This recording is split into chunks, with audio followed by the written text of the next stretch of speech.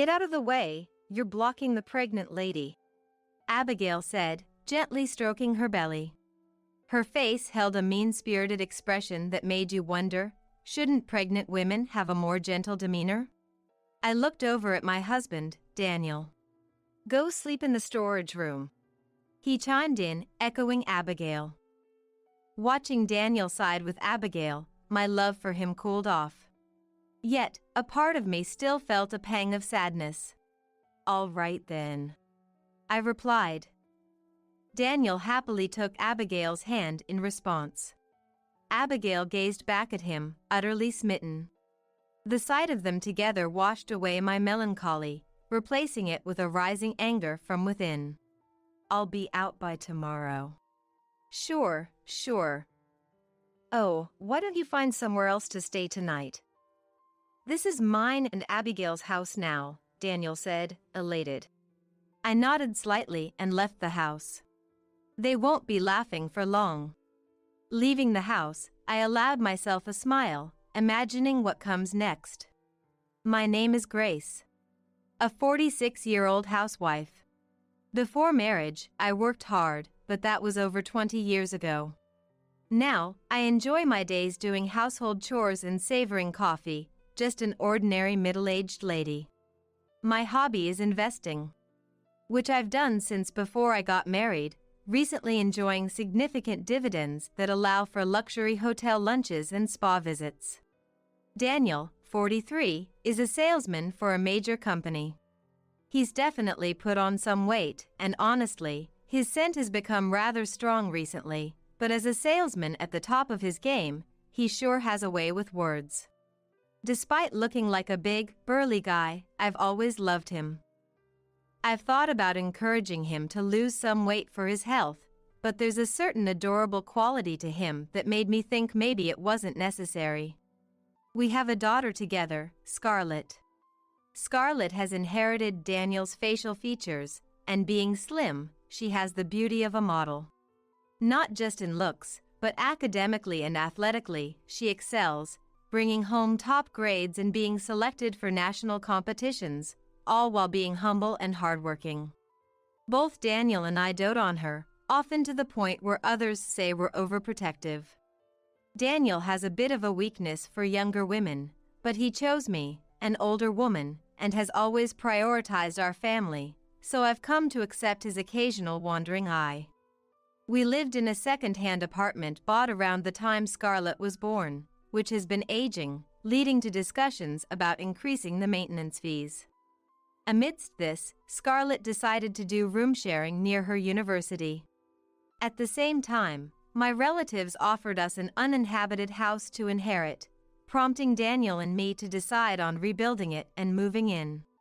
Little did I know that this move would lead to such a turn of events with Daniel.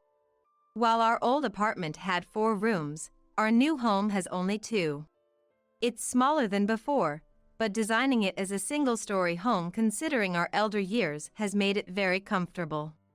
One of the 2 rooms, a combined study and guest room, can be divided into Scarlett's room and a study, making 3 rooms if she comes back. Since moving, Daniel's nights have become late due to work engagements, and he often finds excuses to go out on weekends. Being sensitive to smells, sleeping next to Daniel, who reeks of alcohol and tobacco, has been a challenge even with separate beds. Thus, despite having a shared bedroom, I've been sleeping in the study since we moved into the new house. When it came time to send out moving announcements, I took the initiative, sending letters far and wide.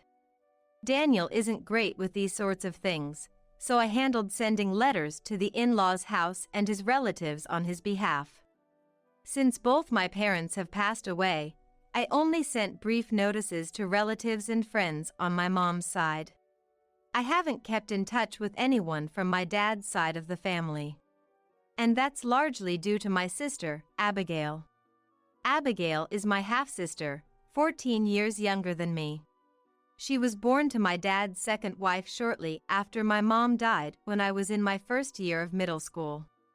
Abigail was already 2 years old when they remarried, so I initially thought it was a marriage where both parties already had children. My dad passed away in an accident along with his second wife about 5 years after they got remarried. At the funeral, relatives on my dad's side mentioned that he and his second wife had been childhood sweethearts, and everyone had expected them to marry.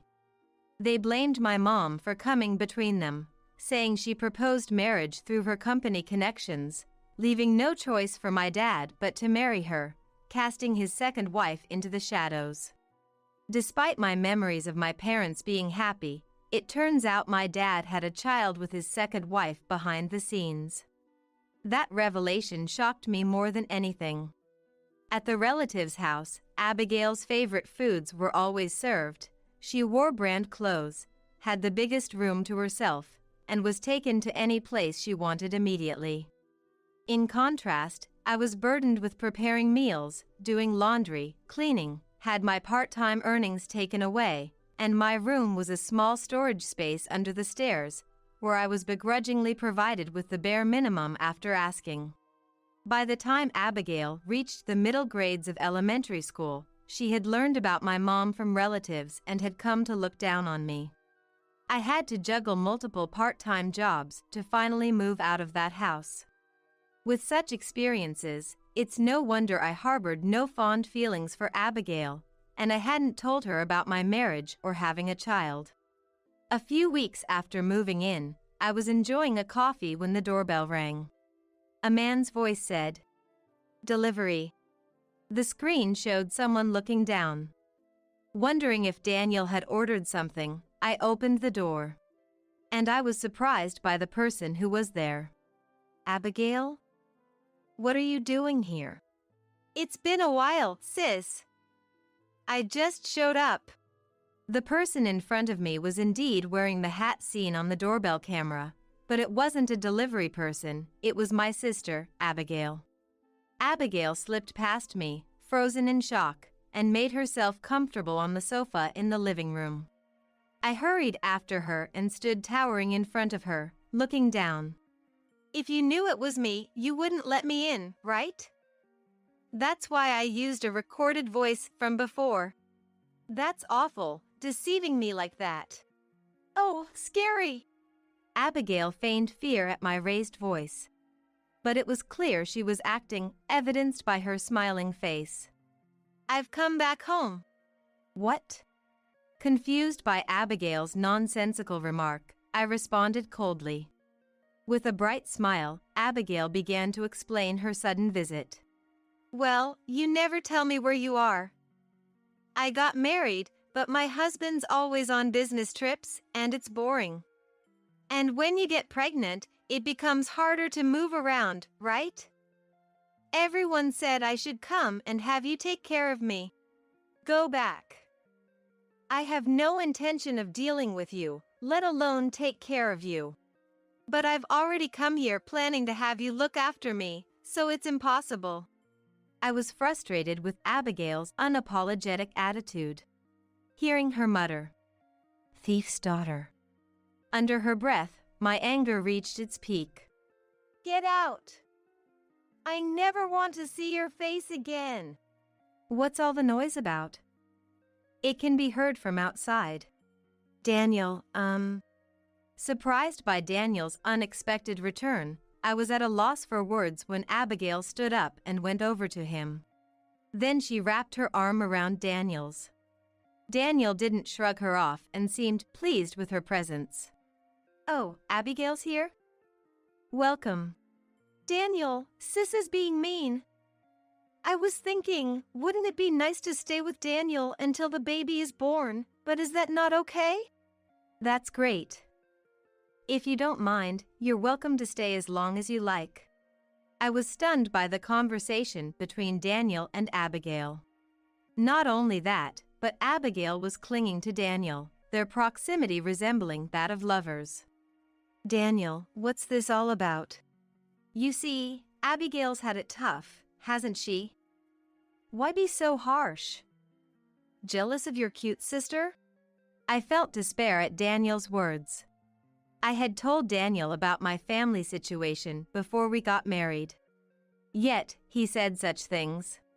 "Look, you're not using your bed in the bedroom anyway, so it should be fine, right? Really? I can sleep in the same room with you, Daniel? Sleeping next to you sounds like it'd bring sweet dreams. Daniel, really? Their conversation, like that of a close couple, gave me a headache. Ignoring me, the two of them went to the bedroom, still arm in arm, to put away their luggage. However, when they didn't return after a few minutes, a bad feeling led me to peek into the bedroom. There, I found them embracing each other. Living with you feels like a dream come true. The baby's happy, too. To live with Dad. Abigail's words filled me with despair. Daniel is Dad? What does that mean? Daniel, looking pleased, nodded while embracing Abigail. We should leave the sister to babysit and go on a date. She's only good for that. I watched them kiss through the tears, peeking through the door gap. From that day on, they treated me like a housekeeper. While obeying them, I began to gather evidence little by little. I discovered more shocking truths about our household, leading me to consider divorce. One day, Abigail, sitting on my favorite sofa, summoned me. She spoke as if she owned the place. Get out of the way, I'm pregnant, Abigail said, gently rubbing her belly. Shouldn't pregnant women look more compassionate? Abigail's face was filled with malice. I looked at Daniel. You should sleep in the warehouse, he said, agreeing with Abigail. Seeing Daniel side with her, my love faded. Still, I felt a bit sentimental. All right then. Daniel happily took Abigail's hand in response. Abigail looked at Daniel adoringly. At that moment, my sentimental feelings vanished, replaced by anger from the bottom of my heart. I'll be out by tomorrow. Yeah. Oh, why don't you find somewhere else to stay tonight?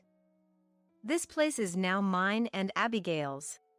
I nodded slightly and left the house, thinking they won't be laughing for long. After leaving, I smiled, imagining what comes next. I stayed in a hotel, planning my next steps. I arranged for movers to come the next day and planned to go to the office early before heading home. Excited about the future, I had trouble falling asleep that night, but feeling liberated, my heart felt lighter. The next day, I went as planned to get the divorce papers and headed home. The movers were already there, looking confused. They said the house was empty when they arrived, with just one cardboard box left at the entrance. At the entrance was indeed a small cardboard box with a note saying, "Please take whatever you want." Inside were my treasured books and cosmetics tossed carelessly, with books damaged and pages torn. At the very back was Daniel's wedding ring, fueling my rage. Entering the house, I found the bedroom in disarray with sheets, pajamas, and underwear scattered about, making it clear what had happened after I left. Please take all of these items, I said, closing the bedroom door and leading the movers to the study. Daniel doesn't read, so the study was filled with books collected by me and Scarlett. Since I only had a few outfits to begin with, I decided to take this opportunity to buy new ones. When I entered the living room, I found a letter on the dining table. The letter mentioned that Daniel and his companion were going on a prenatal trip abroad for 5 nights and 6 days. It instructed me to keep the house clean during their absence and to prepare for the divorce immediately upon their return. I was dumbfounded by their selfishness. However, this made my plan much easier to execute, so I secretly thanked them in my heart. After having the movers take all my belongings, I removed my wedding ring and left it in the kitchen. Leaving the ring behind, I exited my home. I debated over where to move but ended up buying a place near Scarlett's university that happened to be for sale. The new house was very comfortable, and I enjoyed my solitude for the first time in a while. On the day of their return, my mobile phone kept ringing incessantly. I knew who it was without even looking at the screen. Without diverting my eyes from the book I was reading, I answered the call. Yes. What the hell is this about? Daniel blurted out without any greeting, his voice frantic. The reason was clear, but I responded casually. What do you mean? Don't play dumb.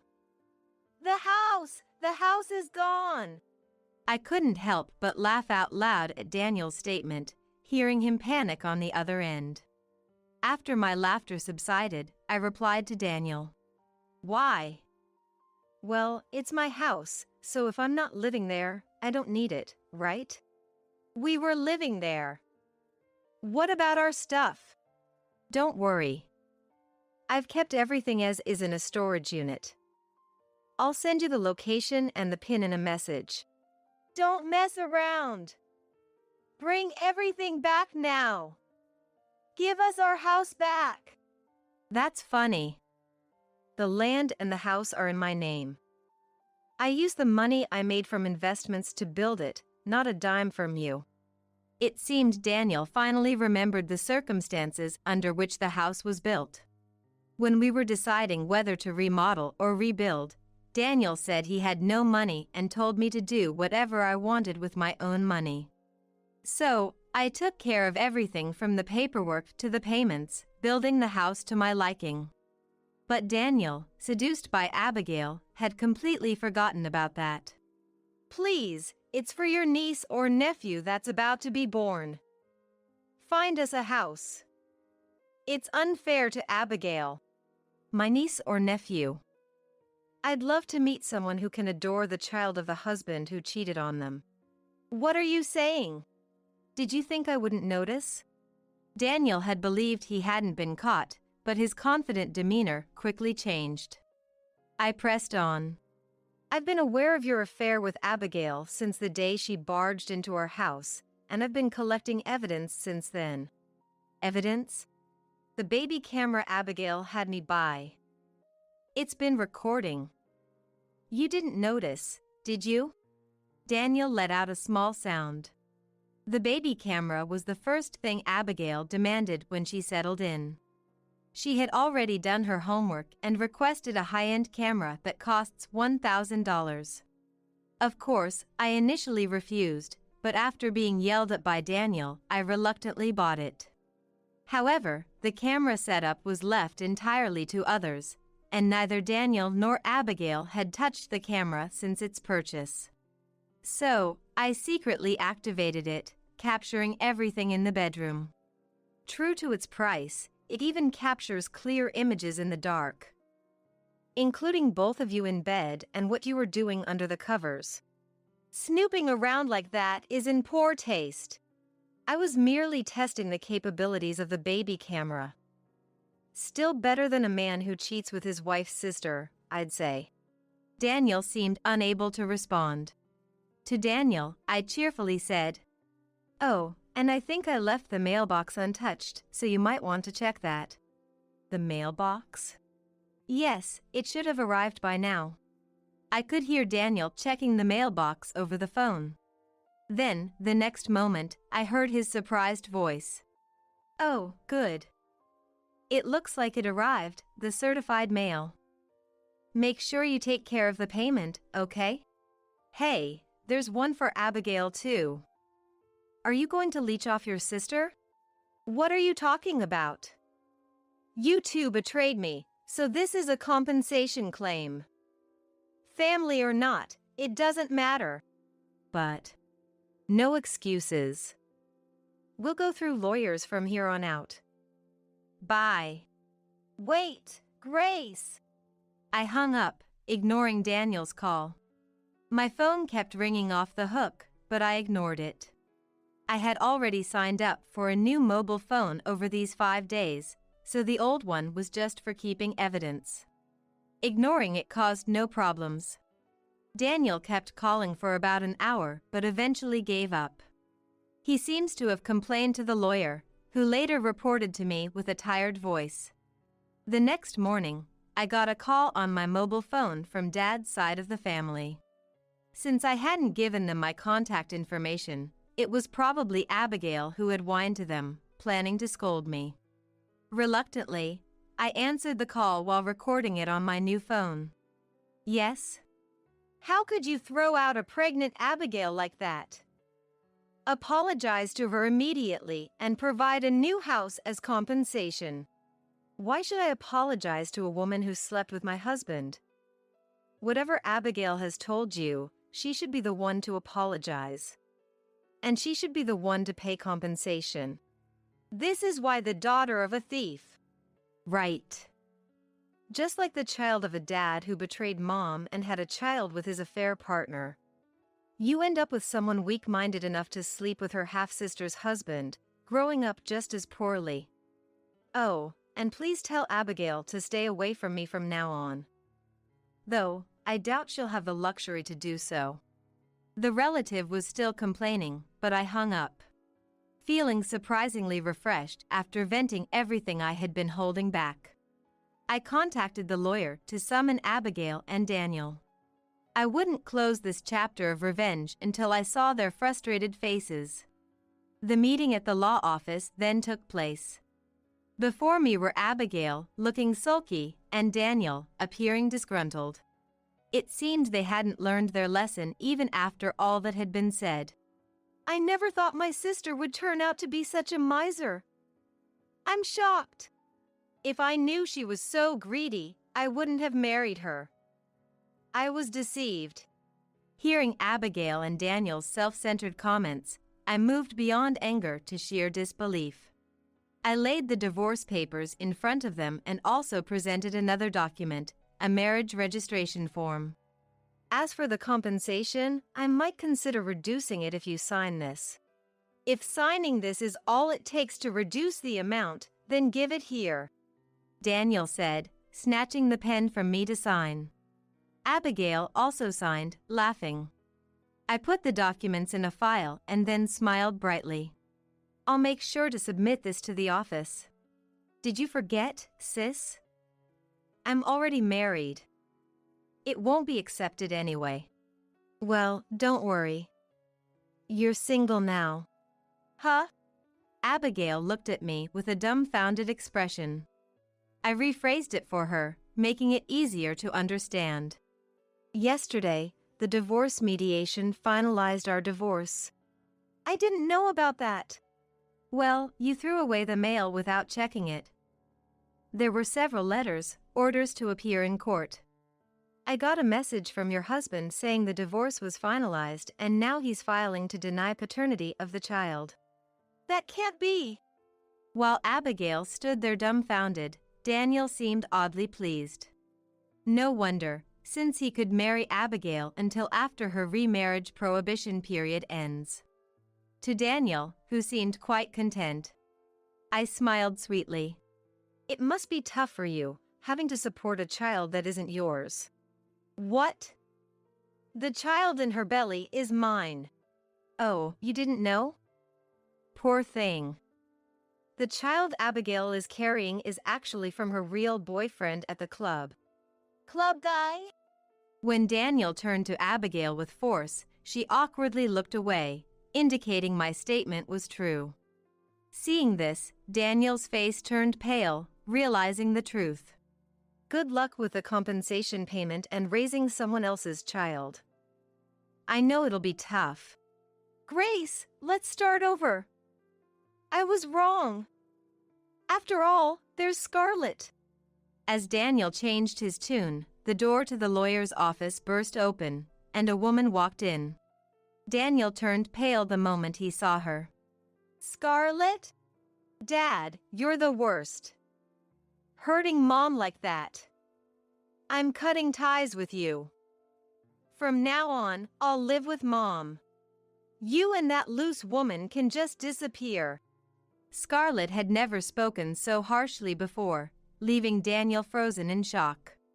Meanwhile, Abigail, insulted, was red-faced and trembling. Who are you calling loose? Sleeping with someone other than your husband, then my husband, and also your real boyfriend from the club. Which part of that isn't loose? Are you insane? Scarlett's fierceness left Abigail speechless. I delivered the final blow to Abigail. Just so you know, he's frugal but never manages to save money because he spends it all on young women, so be careful. What? But what about the house, the car? Oh, those? All mine. Bought with my dividend income. We used them as a married couple, but after the divorce, we're strangers. A man with a $3,000 salary couldn't afford that car anyway. $3,000? Even though he works for a big company? Apparently motivated by money, Abigail was frozen in shock. Daniel, too, was looking down, embarrassed by the revelation of his low salary. Well, good luck with everything. I said that and left with Scarlett, entrusting the rest to the lawyer. The dinner I had with Scarlett that night was genuinely enjoyable and delicious, the best we had in a long time. Later, I filed the divorce papers. When Abigail's remarriage prohibition period ended, I also submitted Daniel and Abigail's marriage registration. The witness section was signed by me and Abigail's ex-husband. Daniel was fired for repeatedly cheating with Abigail during work hours and misappropriating travel expenses for their affairs. Now he's struggling, working part-time jobs to make ends meet. Abigail seems to be taking care of the child but cries daily, having been dumped by her club boyfriend once the money ran out, unable to tolerate her unbearable personality. Abigail admitted she targeted Daniel because she couldn't stand that I got married and had a child before she did, wanting to ruin it. She thought she could get money from both her ex-husband and Daniel by claiming the child was Daniel's and leave the care to me while she visited her club boyfriend. After all this, even her relatives have abandoned her, forcing her to reluctantly take up part-time work, which didn't last long due to her attitude. Now, she, Daniel, and the baby live cramped together, barely scraping by. Scarlett is enjoying her university life. I was surprised to learn her roommate was her same-sex partner, but seeing Scarlett happy made me think it was all right. As for me, I continue to live off my dividend income. After the divorce, I've been in touch more with Abigail's ex-husband, who's been asking me out to dinner. It seems that Abigail and her ex-husband were married through their parents' introduction, pushed heavily by Abigail herself, I later learned. Yet, I wonder why she was dissatisfied with him, to the point of curiosity. I received a message from him earlier on my mobile phone, saying he has something important to discuss, making me feel somewhat restless today. Despite telling myself not to expect too much, my face blushed like that of a girl in love as I sat in front of the dresser, applying makeup. I've fallen for someone else. I want to get a divorce. Our marriage was in ruins, and my husband, Vincent, handed me divorce papers. He often berated me for my whole attitude of our life. Without resisting, I accepted the divorce papers. I know the real reason he wanted the divorce. Fine.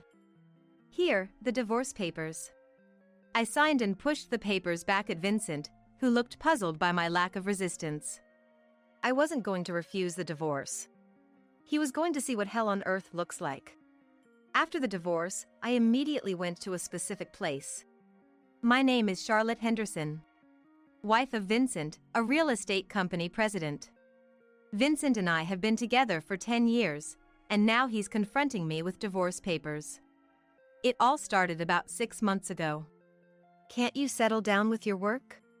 Vincent, who runs a real estate company, was rarely at home. It wasn't like this when we first married, but now his business thrived, his social commitments are increased. He was always out, using entertainment as an excuse. No family time on weekends, he was always going out alone. I spent my days at home, lonely. We didn't have children. And every time he left me at home, I blamed myself if it was because I couldn't have children. For Vincent, who loves kids, marrying me might have been a miscalculation. Our marital life faded away after 5 years. One day, I reached my limit and tried to negotiate for making some family time with Vincent. After dinner, as he was immersed in his hobbies, I tried to speak to him, but he didn't respond. Engrossed in some radio commentary, Go, go, go. That's it.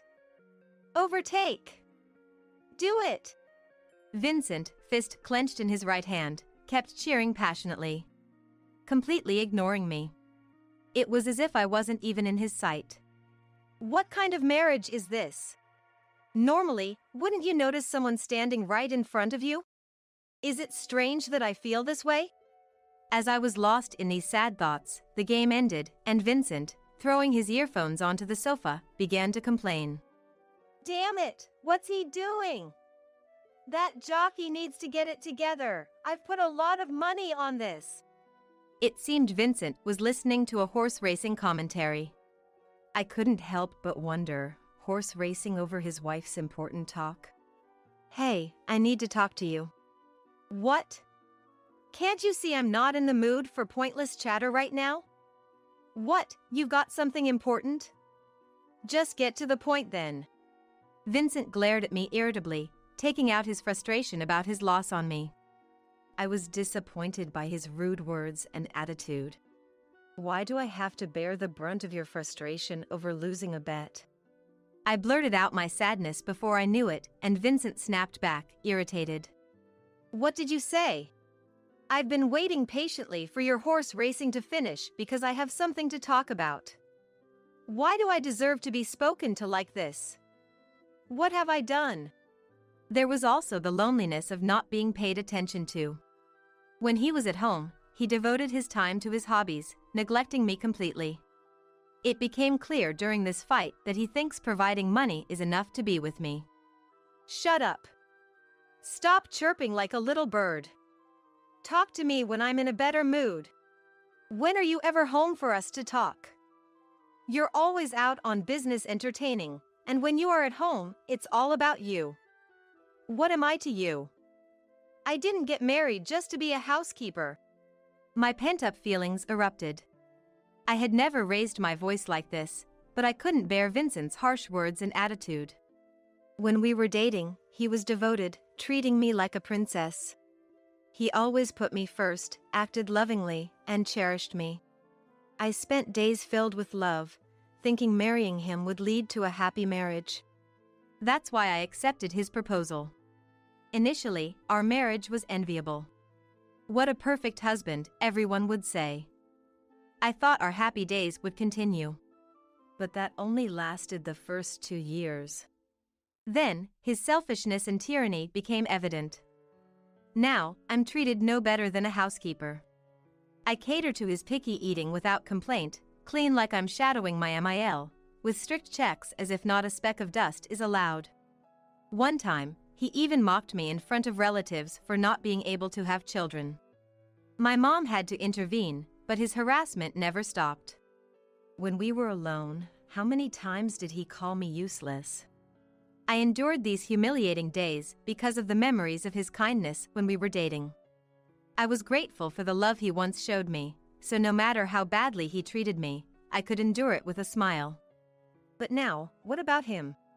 The man before me seems like a completely different person from back then. He shouts at me on a whim, showing annoyance at my very existence. Why is he still living with me if he finds me so bothersome? I'd rather he just leave me than continue like this. As these sad thoughts crossed my mind, Vincent uttered unbelievable words.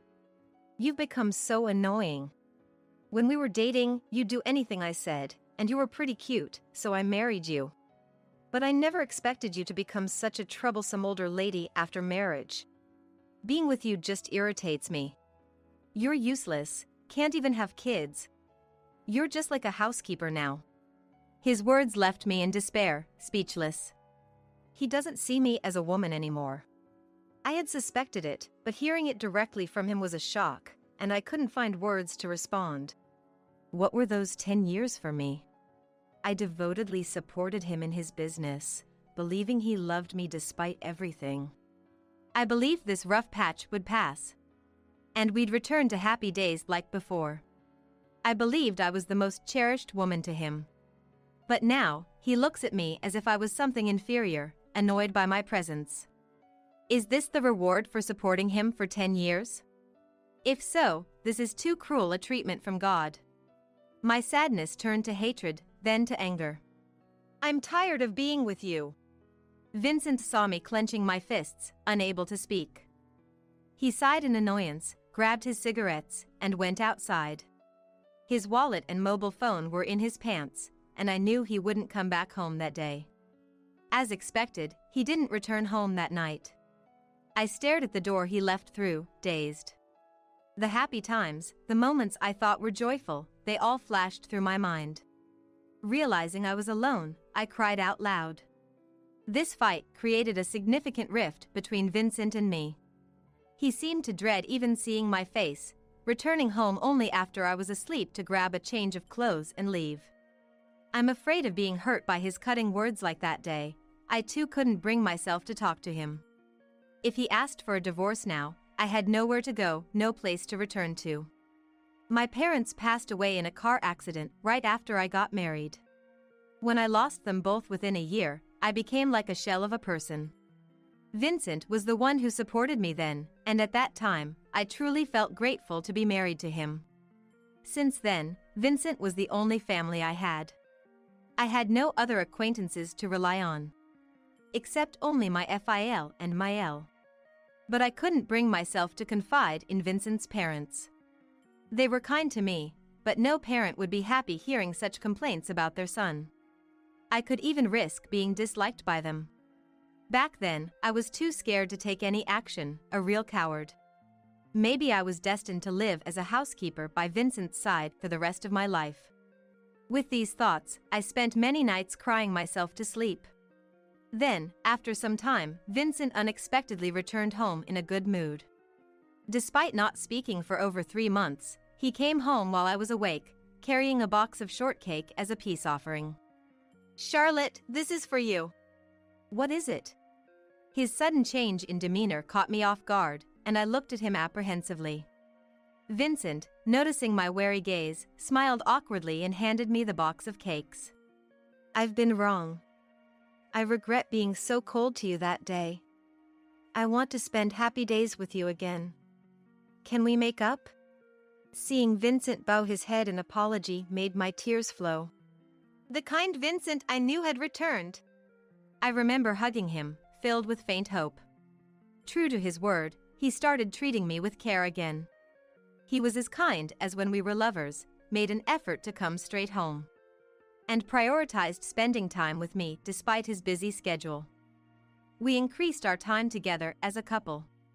The truth is, the company was struggling at that time. I was reckless and took out my frustration on you. I'm really sorry for making you feel bad. One afternoon, while watching a movie on the couch, Vincent stroked my hair and shared his feelings from that time. "No, I'm sorry too. I shouldn't have blamed you without knowing the circumstances." The air was finally clear between us. I thought we could start living happily as a couple again.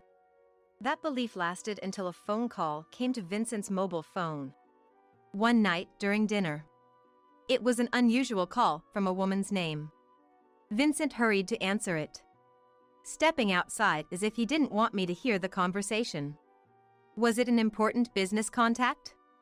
I thought so, but something felt off for the first time. Since the day we reconciled, Vincent had taken all his calls in front of me. The only exception was during our tumultuous rough patch. Back then, thinking about it now, Vincent persistently avoided making calls in front of me. A bad premonition crept up on me. So, when Vincent returned, I tried to coax the truth out of him. "It's unusual for you to take a call outside. Someone from work? Eh? Oh, yeah, something like that. Didn't I tell you about resigning as president and starting a new venture? It was about that, an employee consultation." Vincent was planning to hand over his current real estate company to a trusted subordinate and take on the role of chairman, overseeing both his current and a new company. "Everyone seems anxious without me. They keep calling me for advice. A change in leadership is a big deal for a company." Vincent talked more than usual, desperately trying to cover something up. It was clear to me. The word affair crossed my mind. Vincent was cheating on me behind my back. The moment I realized this, my love for him instantly cooled. That sounds tough. Don't overdo it. With this, I decided to thoroughly investigate Vincent's infidelity. Handling the monthly household budget efficiently, saving over $30,000. I managed to find a lawyer specializing in infidelity cases and immediately hired them. I also hired an investigator who confirmed that Vincent was cheating with a 20-year-old girl from his office. Here are the documents summarizing their relationship. The investigator handed me the report, and I was shocked to read it. Vincent had been in a relationship with this woman for over 5 years, with periods of separation. They had rekindled their relationship on the day he called her during our dinner. So that's why. The reason for our strained relationship was because things were going well between Vincent and this woman. He reached out to me for reconciliation only after being rejected by her. I was just a convenient piece for him. Realizing this, I decided to meet someone. Taking advantage of a weekend when Vincent was on a business trip, I headed to a specific location, determined to get my revenge. After a while, Vincent's new company was established, and he successfully stepped down as president. We had a lavish dinner at home to celebrate. Congratulations on your hard work, Mr. President. Managing 2 companies will be even more challenging, but good luck. Since then, our relationship had returned to the hellish atmosphere of our rough patch. His relationship with the other woman was going well again. The investigation revealed that Vincent's mistress was possessive and jealous, and he stopped treating me as a woman to avoid upsetting her and getting dumped.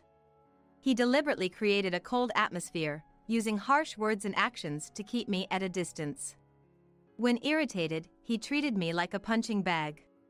That's how he had been handling our relationship. All this was because his mistress, taking advantage of the fact I didn't use social media, exposed everything on hers. The investigator found it, and Vincent's and her thoughts were completely exposed. I had all the evidence I needed. Then, while I was thinking this, Vincent, with a cold gaze, let out a big sigh and handed me a piece of paper. I don't want to eat your cooking. Wasting money on such things. Do you even realize who's allowing you to live like this? I wasn't giving you money each month for this nonsense. Vincent glared at me furiously as he yelled. But his gaze didn't intimidate me at all. Looking at the paper he handed me, I saw it was a divorce application. I've found someone else. I want a divorce. Vincent announced the divorce as if it were the most natural thing, not showing any remorse. He probably thought that after the past 6 months, I would readily accept it. He probably thought that way. Though his thoughts were transparent, I chose not to say anything. Fine. Here, the divorce application. I quickly signed it and presented it back to him with the brightest smile. Vincent was astonished. Why are you agreeing so readily? He seemed to want to ask, but before he could, I started packing. I already knew he would present me the divorce papers today after seeing his mistress's social media post. All I had to prepare was a bag with my essentials. I'll arrange for the movers myself, and we can proceed with the rest through the lawyers. Goodbye. Ignoring Vincent's attempts to stop me, I quickly left the house. Despite the hellish life I endured, there were indeed happy moments. I decided to part ways with the home I shared with him and headed somewhere specific. The next day, I called the company where his mistress worked. She was a new employee at the headquarters where Vincent held his position. A mistake from a drinking party that turned into a relationship. She was 5 months pregnant, likely with Vincent's child. I decided to confront them with this shocking truth and summoned them. Please come to the chairman's family home tonight. We need to discuss something.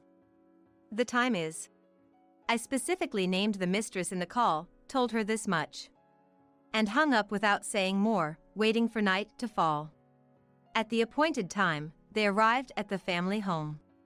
Vincent, fuming, stormed in, having called the house repeatedly. What's going on, Mom?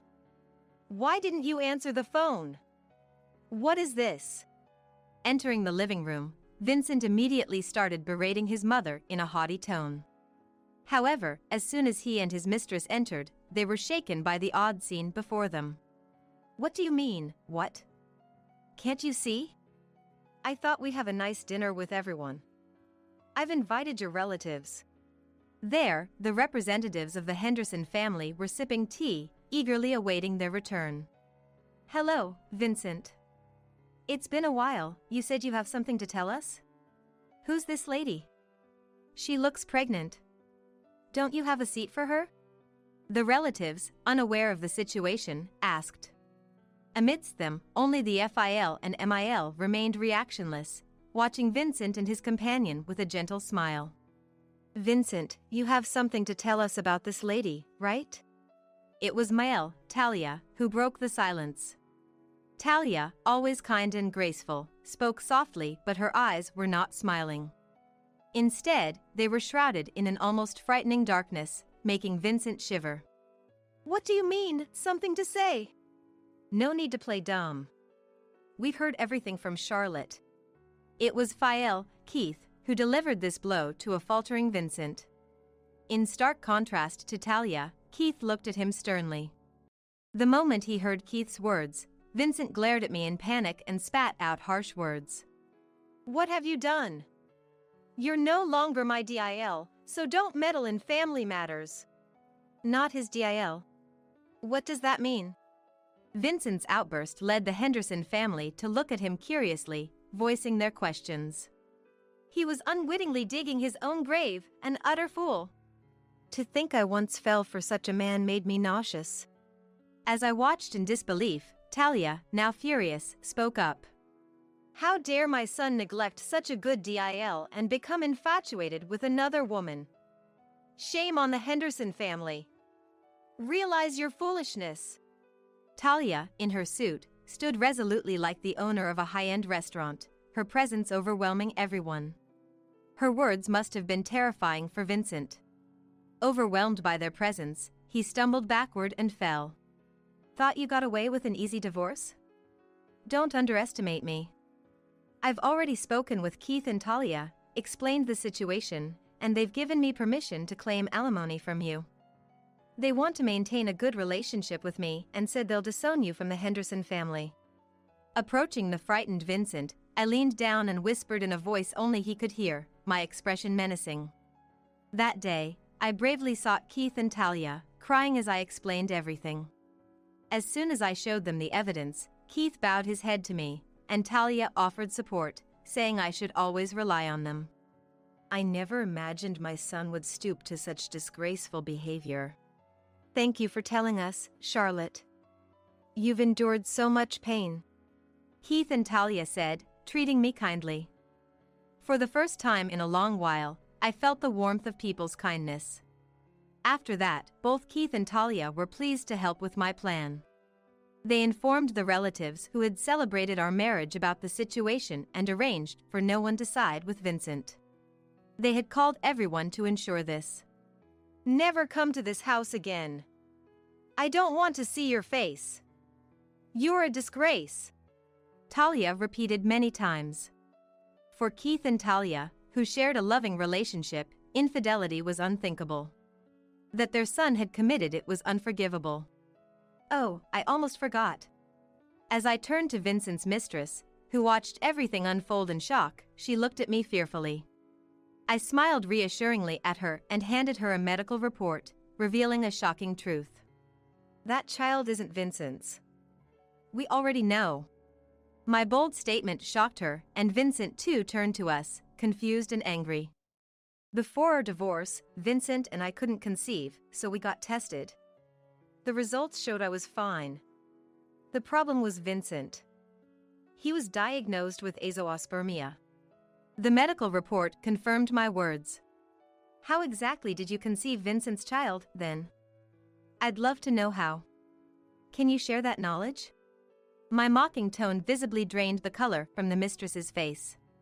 Vincent was enraged and started questioning to her, but Keith and the other men held him back. Through this, I successfully drove a wedge between Vincent and his mistress, leading to their breakup. The mistress ended up raising the child alone, and Vincent, now desperate, came begging me for reconciliation, which I promptly rejected. I claimed a substantial alimony in the divorce through my lawyer. Vincent, faced with the overwhelming evidence, was too disheartened to resist and complied with the lawyer's demands. Now, I work as an office clerk at the company run by Keith, helped by him and Talia. If there's anything we can do, just let us know, Keith said. You're not atoning for our son's sins. We truly think of you as our daughter, Charlotte, Talia added. Talia thanked me for having the courage to come to them, expressing deep gratitude. Despite your suffering, you've been so kind to us. We always looked forward to your letters and gifts, wondering when you would visit us again, she said, keeping my letters and pressed flowers in a cherished treasure box. If you don't mind, you can rely on us as much as you want from now on. Don't hesitate to think of this as your second home. Vincent, now disowned, was no longer allowed even to enter the Henderson home. After a month, he stopped trying to visit forcefully. Now that the turmoil has settled, I live with Keith and Talia. They offered me a home, concerned about me living alone. Why don't you come and live with us as our adopted child? They loved me so much that they even suggested adoption, and now I live happily with Keith and Talia as their true daughter. Being a husband's housekeeper, and if you defy, I'll divorce you.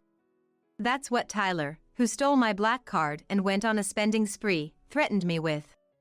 Taking advantage of my being at work, he's off gallivanting on overseas vacations. I can't stand being mocked by such a ridiculous man.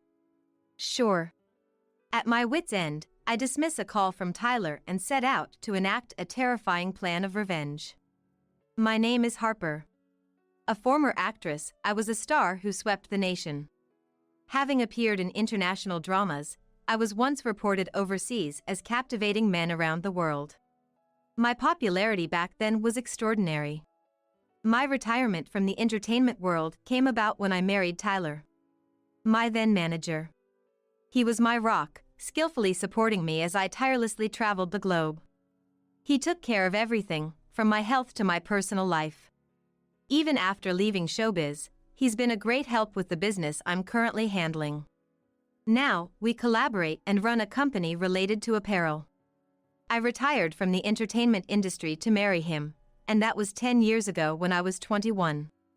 At the height of my fame, my retirement announcement had the media swarming my house daily. Even fanatical fans showed up.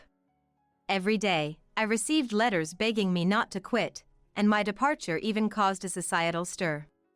Rumors and various media coverage abounded, but Tyler and I, oblivious to public opinion, married at the peak of our happiness.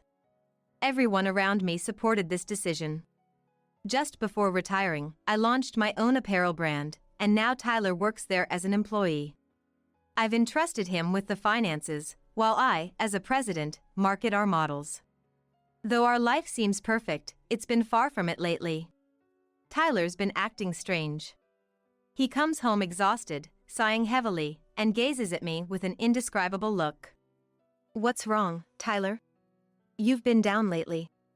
Trouble at work? I've always understood that he tends to internalize things. That's why, during our time together, I often try to gauge his mood. It seems he struggles to voice his worries and complaints on his own, always waiting for me to intuitively act. Sure, there are times when this feels bothersome, but I've never really resented it. After all, he has dealt with more troublesome things because of me. Gratitude, I suppose, has always outweighed any annoyance. I'm tired of always being the sidekick, always following your orders. His words, so unlike the expected work-related complaints, shook me. What's this all of a sudden? You've never mentioned this before. He often deliberately spoke in a way that hurt me. He starts saying these things when his work gets busy. Since he's always so firm at work, I guess he doesn't have a place to vent. I remember venting to him numerous times when I was an actress. So, I understand how he feels. But still, being confronted with such unexpected words, my voice trembled with disturbance. I've been holding back. You are busy, and I'm the one being taken care of, if you think about it. He earns decently, but after all, he's just an employee at my company. I'm the higher earner. I never thought income mattered in our marriage, so his words were a shock to me. Even when you come home, it's all about work. You hardly pay any attention to me. When we go shopping together, you buy whatever you want without a second thought. How do you think I feel watching that? I'm actually quite patient. Why can't you be more considerate? He, pouting like a spoiled child, looked at me with dissatisfaction. Honestly, his words irritated me. Our household mostly runs on my income. I told him he could do whatever he wanted with his salary. It's my way of thanking him for all the trouble he's gone through for me. There were times when we were poor, and he supported and provided for me. I thought I was repaying him for all his sacrifices, even until the day I retired, by letting him use his time as he pleased. It's heartbreaking to hear such ungrateful words from him. The clothes and accessories I buy during our shopping trips are from money I saved. If anything, I'm the one who's been holding back. These thoughts flash through my mind, and anger starts to build within me. Harper, you're just too free. I want more time off, and I'd like to travel leisurely. The job at the company pays well but leaves no time. I joined your company specifically to ease your burden. Don't I deserve some gratitude? Instead of prioritizing your time, give me some time to rest too. When I retired, he chose to continue in the entertainment industry as a manager, staying behind while I left. But when my business started taking off after we got married, Tyler changed his mind and wanted to be my support. If I join the company, you won't be lonely, right? I want to be there for you, Harper. Since I wanted to spend more time with him, I agreed to let him join our company. I never asked him to join, so why am I being treated like this? Isn't this life enough? Isn't he being too selfish?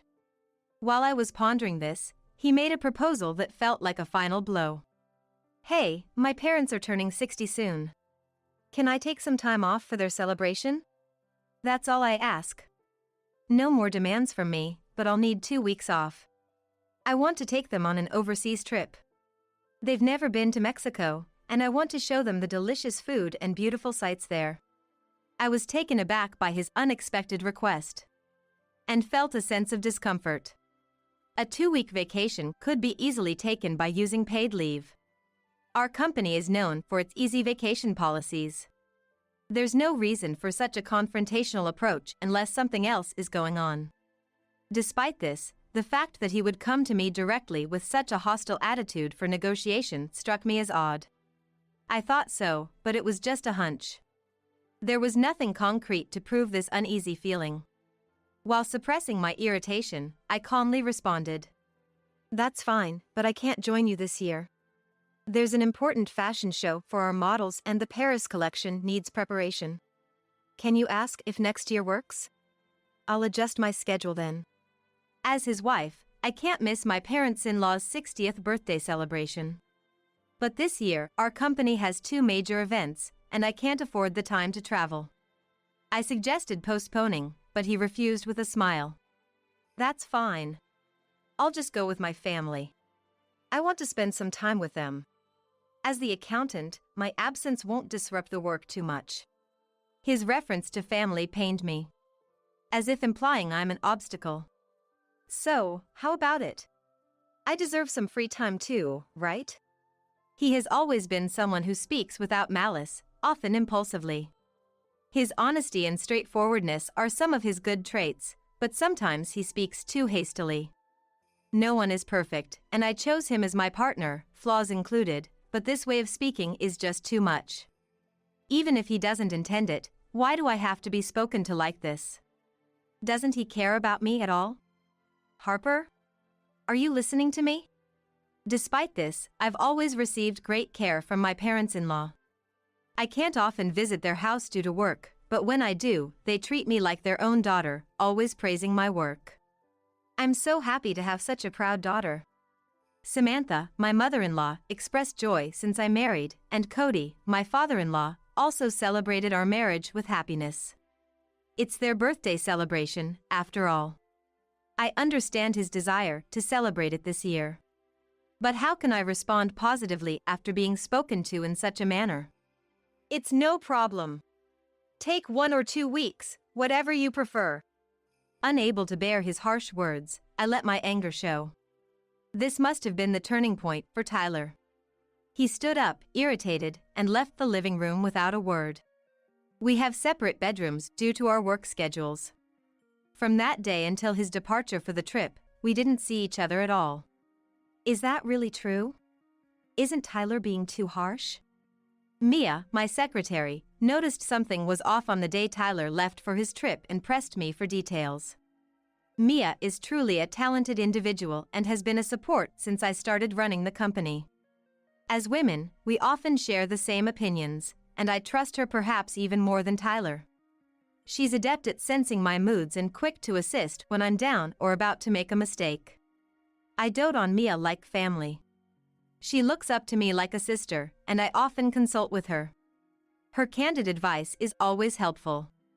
And now, noticing my unusual demeanor, she expressed her concern. I hesitated at first to tell her everything, but if I continued working like this, it could affect my performance. I decided to confide in her about everything that had happened up to today. She furrowed her brow in anger as I spoke. If I were his wife, I'd have spoken up firmly. I've always thought this, but Harper, you're too lenient with him. I understand you love him, but you shouldn't let yourself be taken for granted. Her straightforward reasoning felt like a blow to my heart. In a world where everyone hesitates to speak their mind to me, Shay's the only one who treats me as an equal. This refreshing and comforting feeling is precious to me. As one's position rises, people tend to become more humble and reserved. Having someone like her who confronts me head-on is truly invaluable. You're right. What should I do? Can't you call Tyler? Maybe try talking to him after work today? There's no need to be considerate about disturbing his trip. If this continues, it could lead to a divorce crisis. Do you understand? Her sisterly advice left me with no response but to agree. Since work ended early that day, following her suggestion, I decided to call him immediately. He was in Mexico. The time difference wasn't significant, and he should be resting in his room after dinner. I had texted him earlier to let him know I needed to talk, so he should be expecting the call. Expecting no issues, I called, but he didn't answer. Maybe he's still enjoying his time with everyone? I'll try calling again later. I tried calling every 30 minutes, but still no answer. Worried, I contacted Samantha to inquire about Tyler's well-being. Hello, Harper. Sorry we went on this trip just with our family. Cody and I told Tyler we'd prefer if you were with us, but he insisted. Samantha used to be strict and education-focused, as Tyler once told me. But now, she's kind and always concerned about my busy life, offering comforting words. No, I'm sorry I couldn't make it this year due to our company's busy schedule. Next year, I'll make time for a proper celebration. Oh, don't worry about it. Just the fact that you're giving us such a wonderful trip is more than enough.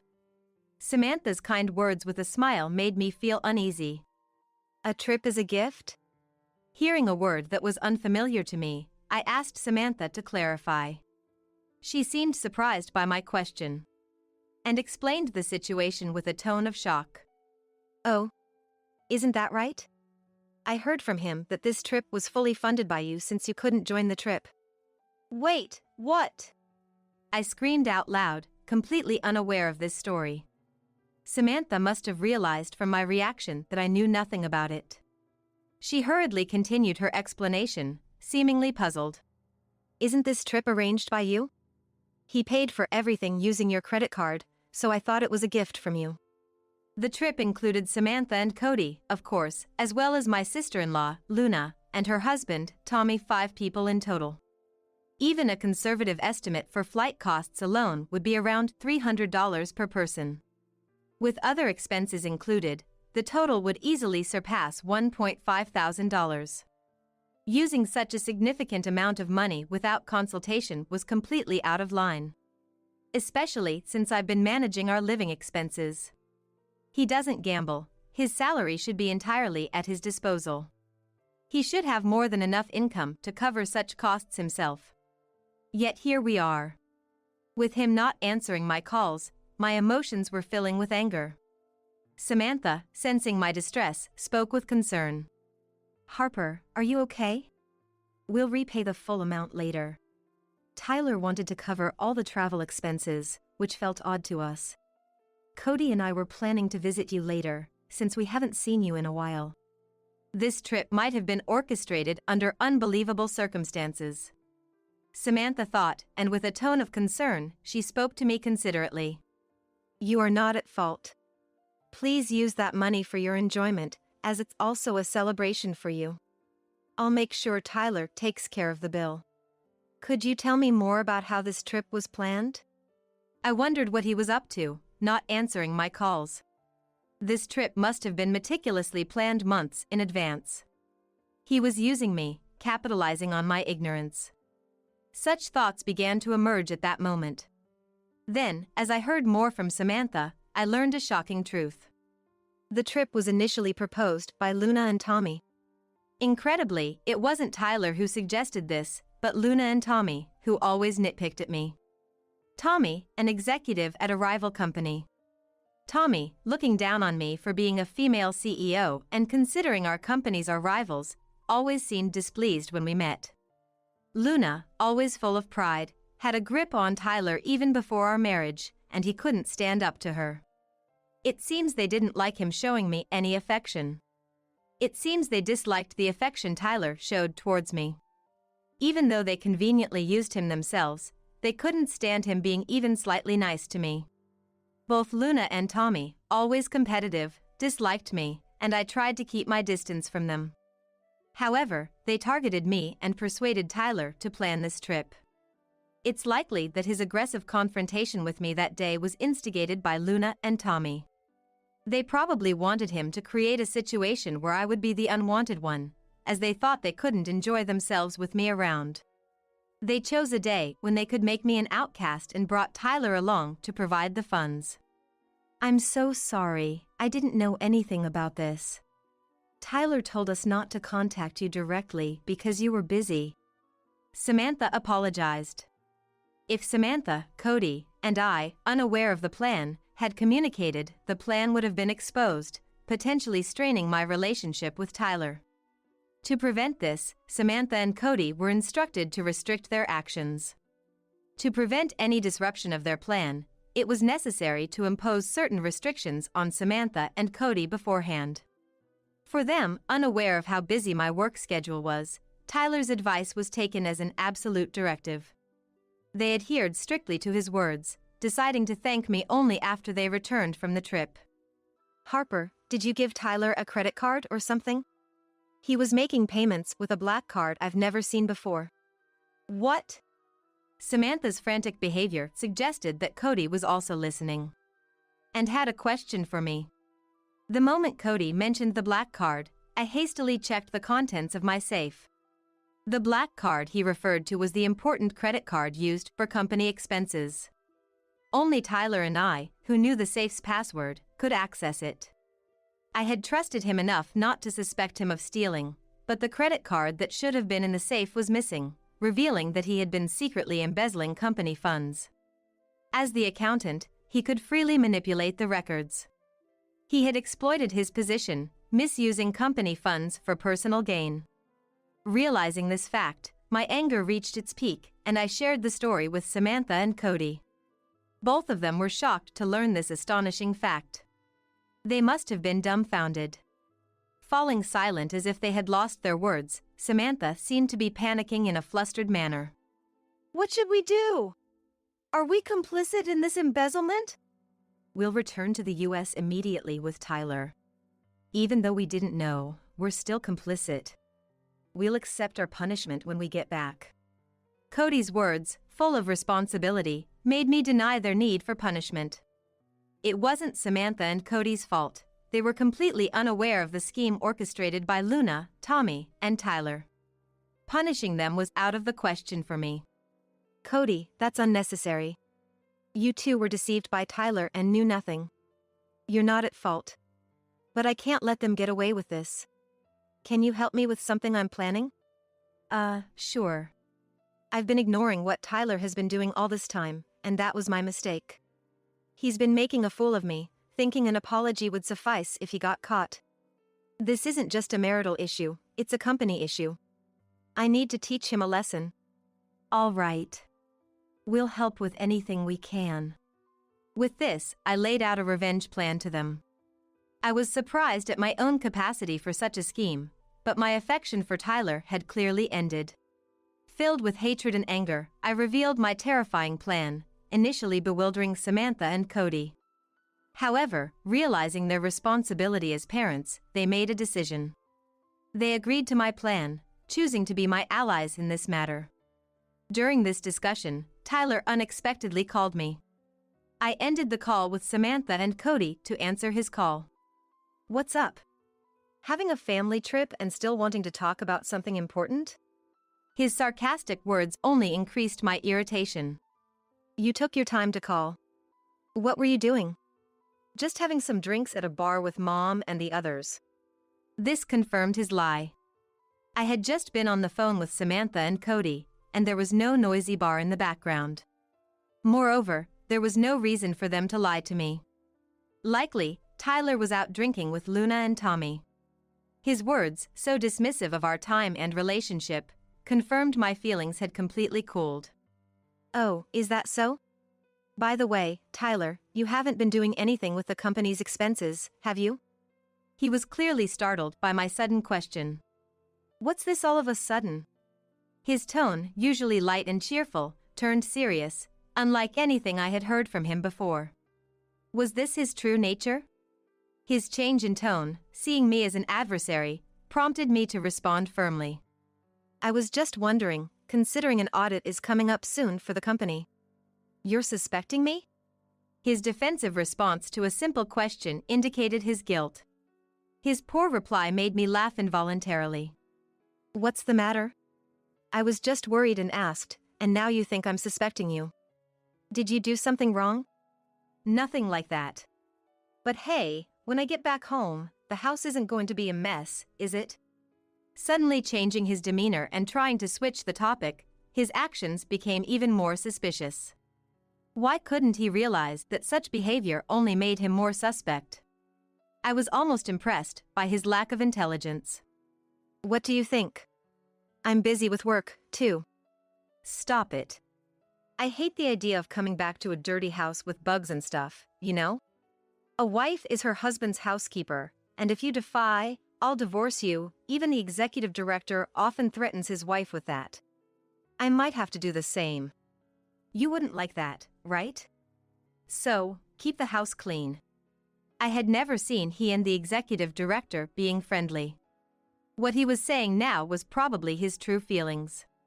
But, perhaps aware of his weaker position, he used someone else as a shield, making me sigh in exasperation at his patheticness.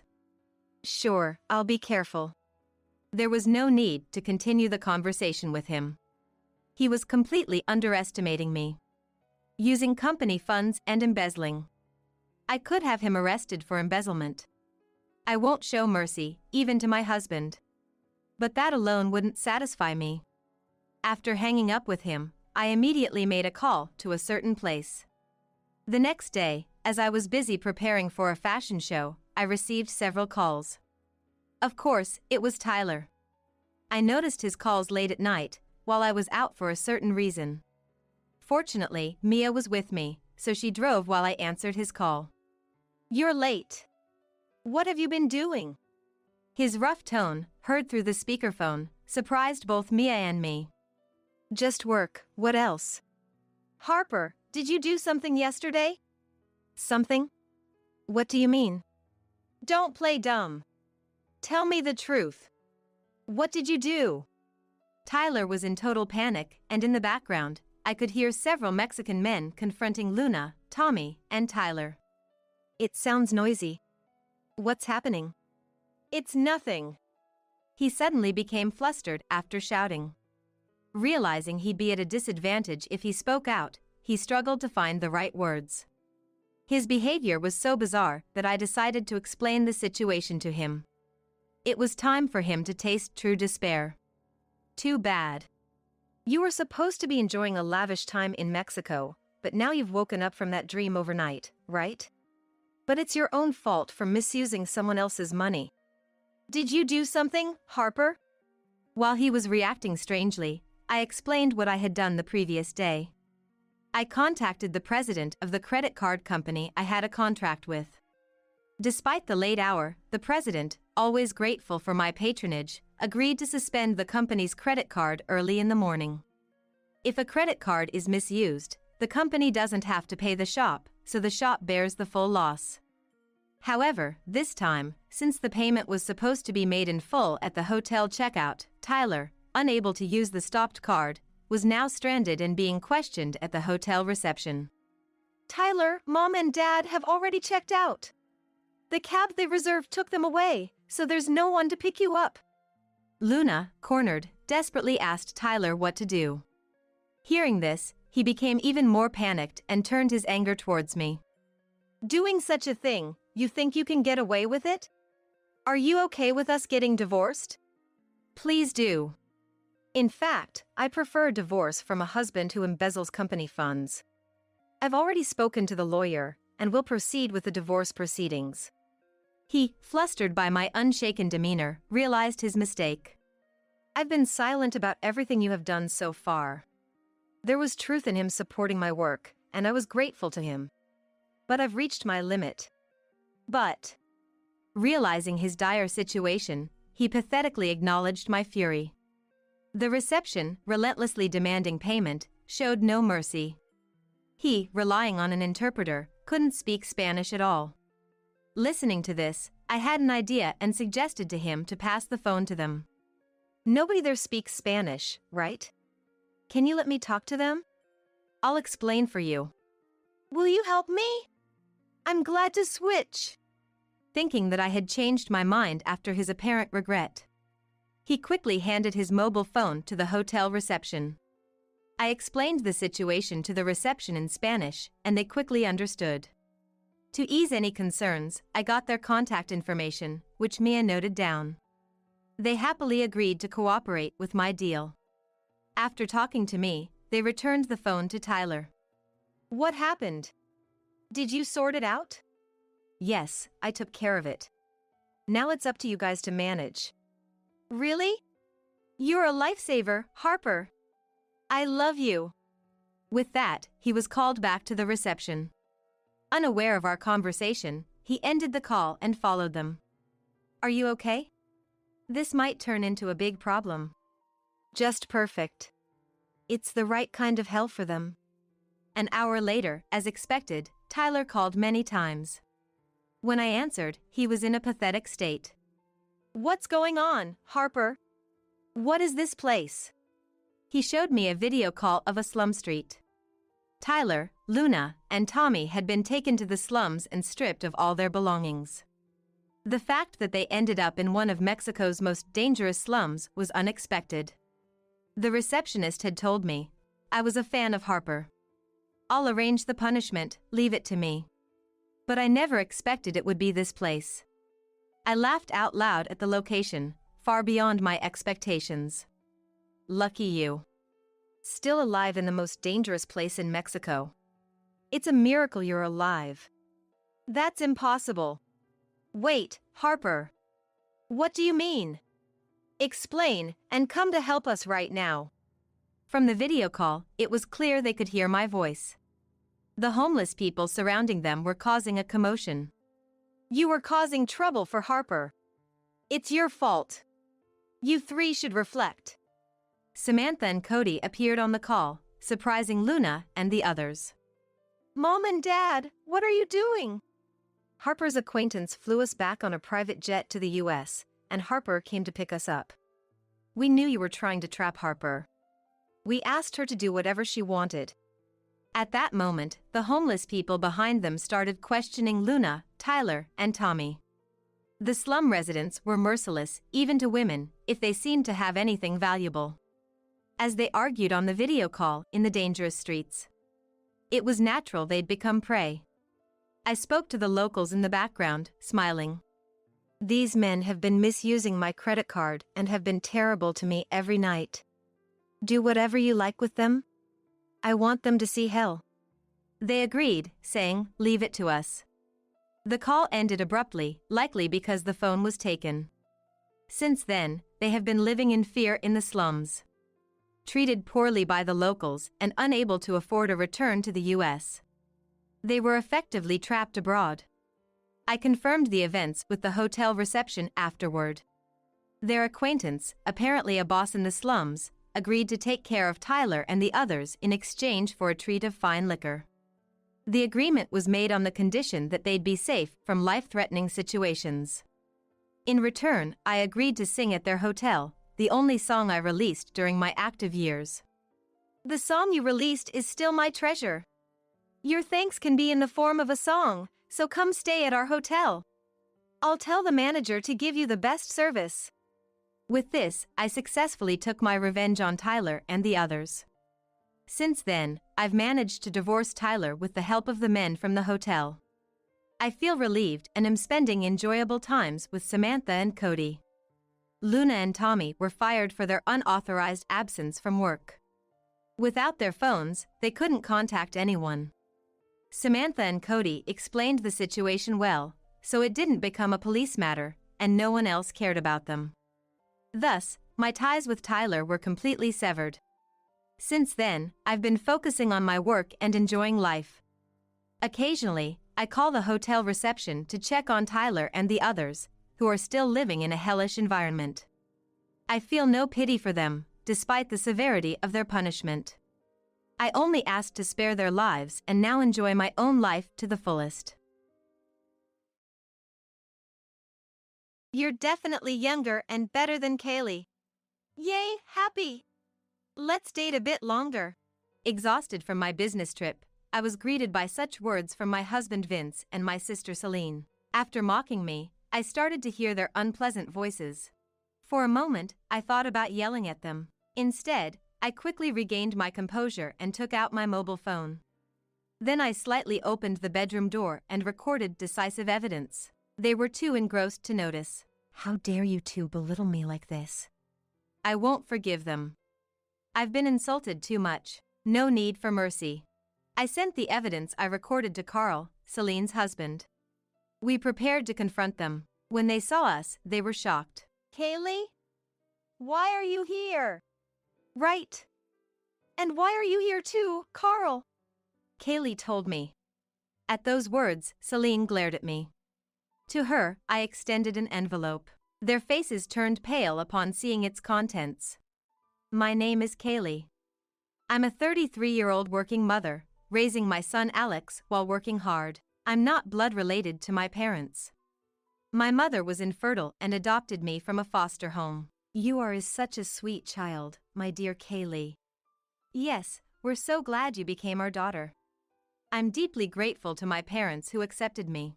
A year after I was adopted, my mother got pregnant with her own daughter after fertility treatments. The baby was named Celine. Since then, we've been raised as sisters, not related by blood. Kaylee, what are your plans for the future? Don't hold back for us. I actually have a university I want to attend.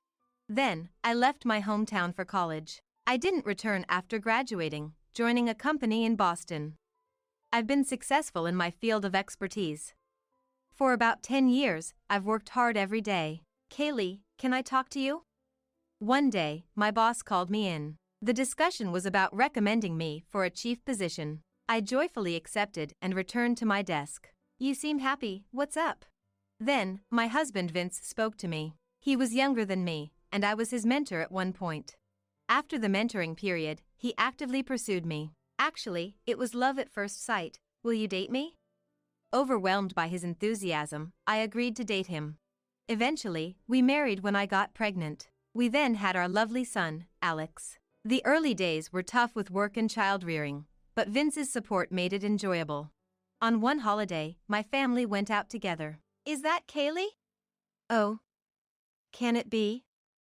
Celine? A young woman called out to us. At first, I didn't recognize her, but soon realized it was my stepsister Celine. Long time no see, Vince. Hi, Celine. You guys bring Alex, so it's a family outing? I'd love to join. Her words made me uncomfortable. We were shopping for our son. If she joined, she'd want to go here and there, making it hard to buy what we needed. Today is a day for the three of us to shop leisurely. So, you can't join. Why not? You're so mean. Ignoring her whims, I pushed Vince and Alex's back and started walking. Still complaining, she tried to follow, but we managed to shake her off and entered a nearby store for lunch.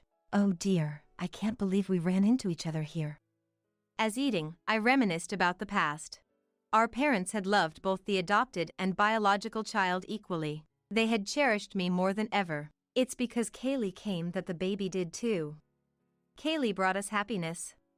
Therefore, I intended to treasure Celine too. However, my feelings didn't reach her.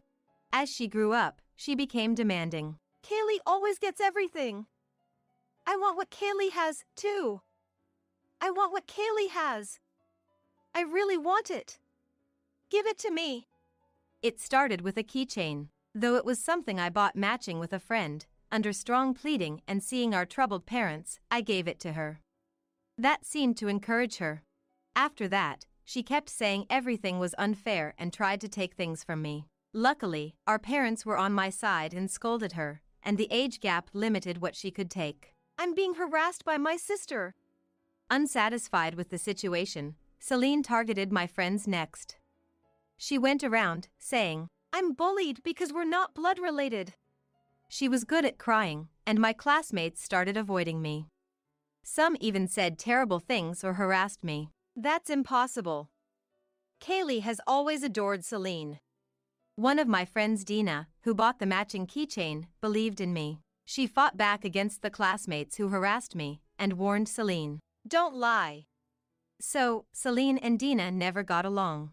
After distancing from Celine when I went to college, life had been peaceful. But recently, she got married and started living nearby. I sighed at the unexpected encounter. Mom, are you okay?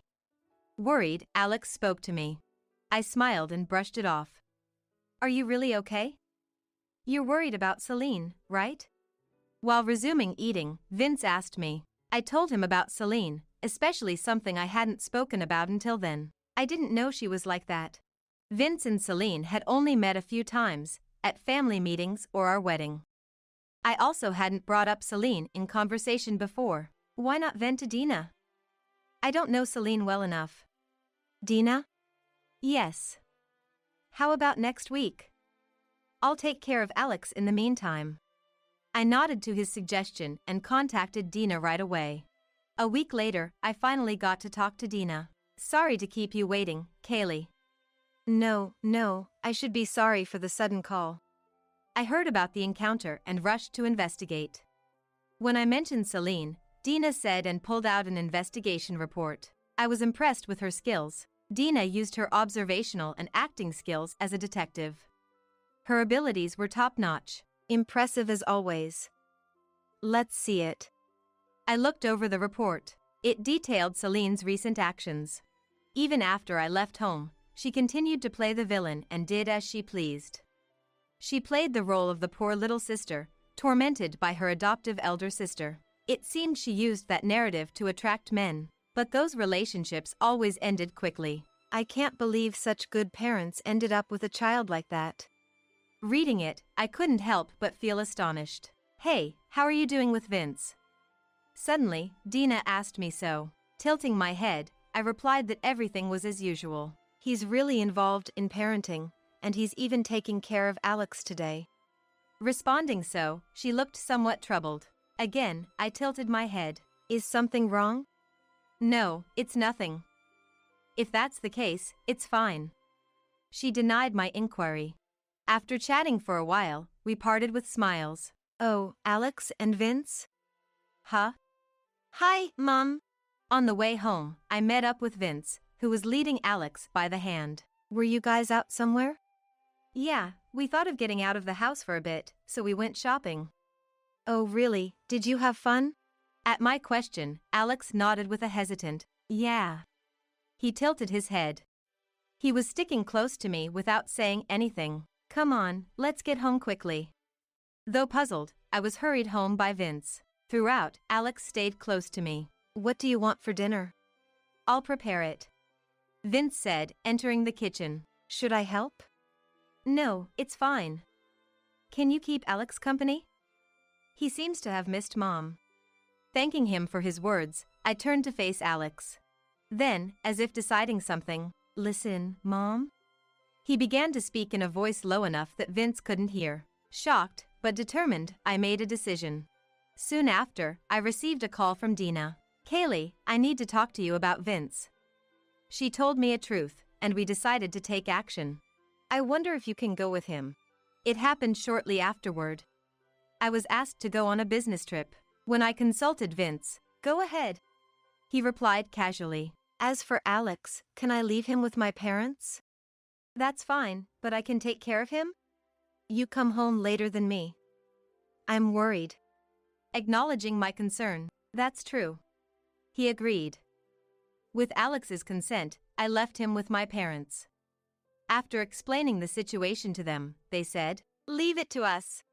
Then, I left Alex with them and headed to the business trip location. I planned to go with a colleague.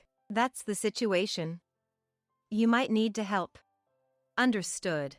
I discussed various things with him and made plans. I told Vince I would be gone for a week, but the work finished early, and I returned in 3 days. Then, I'll see you soon. After parting with my colleague, we each headed home. I didn't contact Vince at that point, but called Dina. After receiving some advice, I steeled myself and entered the house. I'm home. I called out, but of course, there was no reply. Vince should have been at work at that time. However, I sensed someone in the house and saw familiar coats, including his. So, I stealthily entered the house. As expected, voices came from the bedroom. You're definitely younger and better than Kaylee. Yay, happy! Let's date a bit longer. Exhausted from my business trip, I was greeted by such words from Vince and Celine. After mocking me, I started to hear their unpleasant voices. For a moment, I thought about yelling at them. Instead, I quickly regained my composure and took out my mobile phone. Then, I slightly opened the bedroom door and recorded decisive evidence. They were too engrossed to notice. How dare you two belittle me like this? I won't forgive them. I've been insulted too much. No mercy was needed, I suppose. I had sent the evidence I shot to Celine's husband, Carl. Thanks for the photo. He finally made a move, huh? Carl hurried over as soon as he could. Seems he also reached out to Dina. Having them both come gave me a sense of relief. Well, shall we storm in? We got ready and headed to the scene. What are you two doing? The two of them were shocked to see us. Kaylee? Why are you here? Right. And why are you here too, Carl? Kaylee told me. At those words, Celine glared at me. I responded by handing her an envelope. Answer my question too.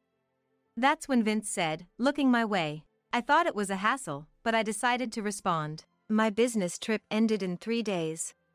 I was also accompanying on the trip as her colleague. In fact, Celine's husband Carl was my colleague as well as Dina's real brother. So, I was able to discuss the situation with him during the trip and even managed to call Dina. Are you satisfied? Why don't you check the contents? Dina urged with a laugh, but her eyes weren't smiling, those made them both shudder. When they saw what was inside, their faces turned pale. This is the infidelity I caught on camera. Good shots, aren't they? Right, the contents were of their affair. They never expected such evidence to surface. Why is there such a thing? I've been investigating you for a while. What?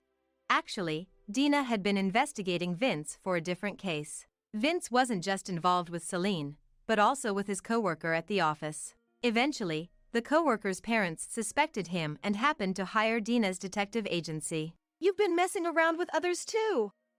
Upon seeing the name, Dina realized it was my husband, Vince. She started investigating after sensing his betrayal. The investigation revealed that Vince had been approaching various women, not only Celine but the other female staff. That's, Can't you be satisfied with just me? Vince got pale with trembling. Whereas, Celine was angry at the revelation of his other involvements. You're hardly in a position to complain, Carl said coldly, silencing her instantly. He glared coldly at Celine. What are you even doing, even being married to me?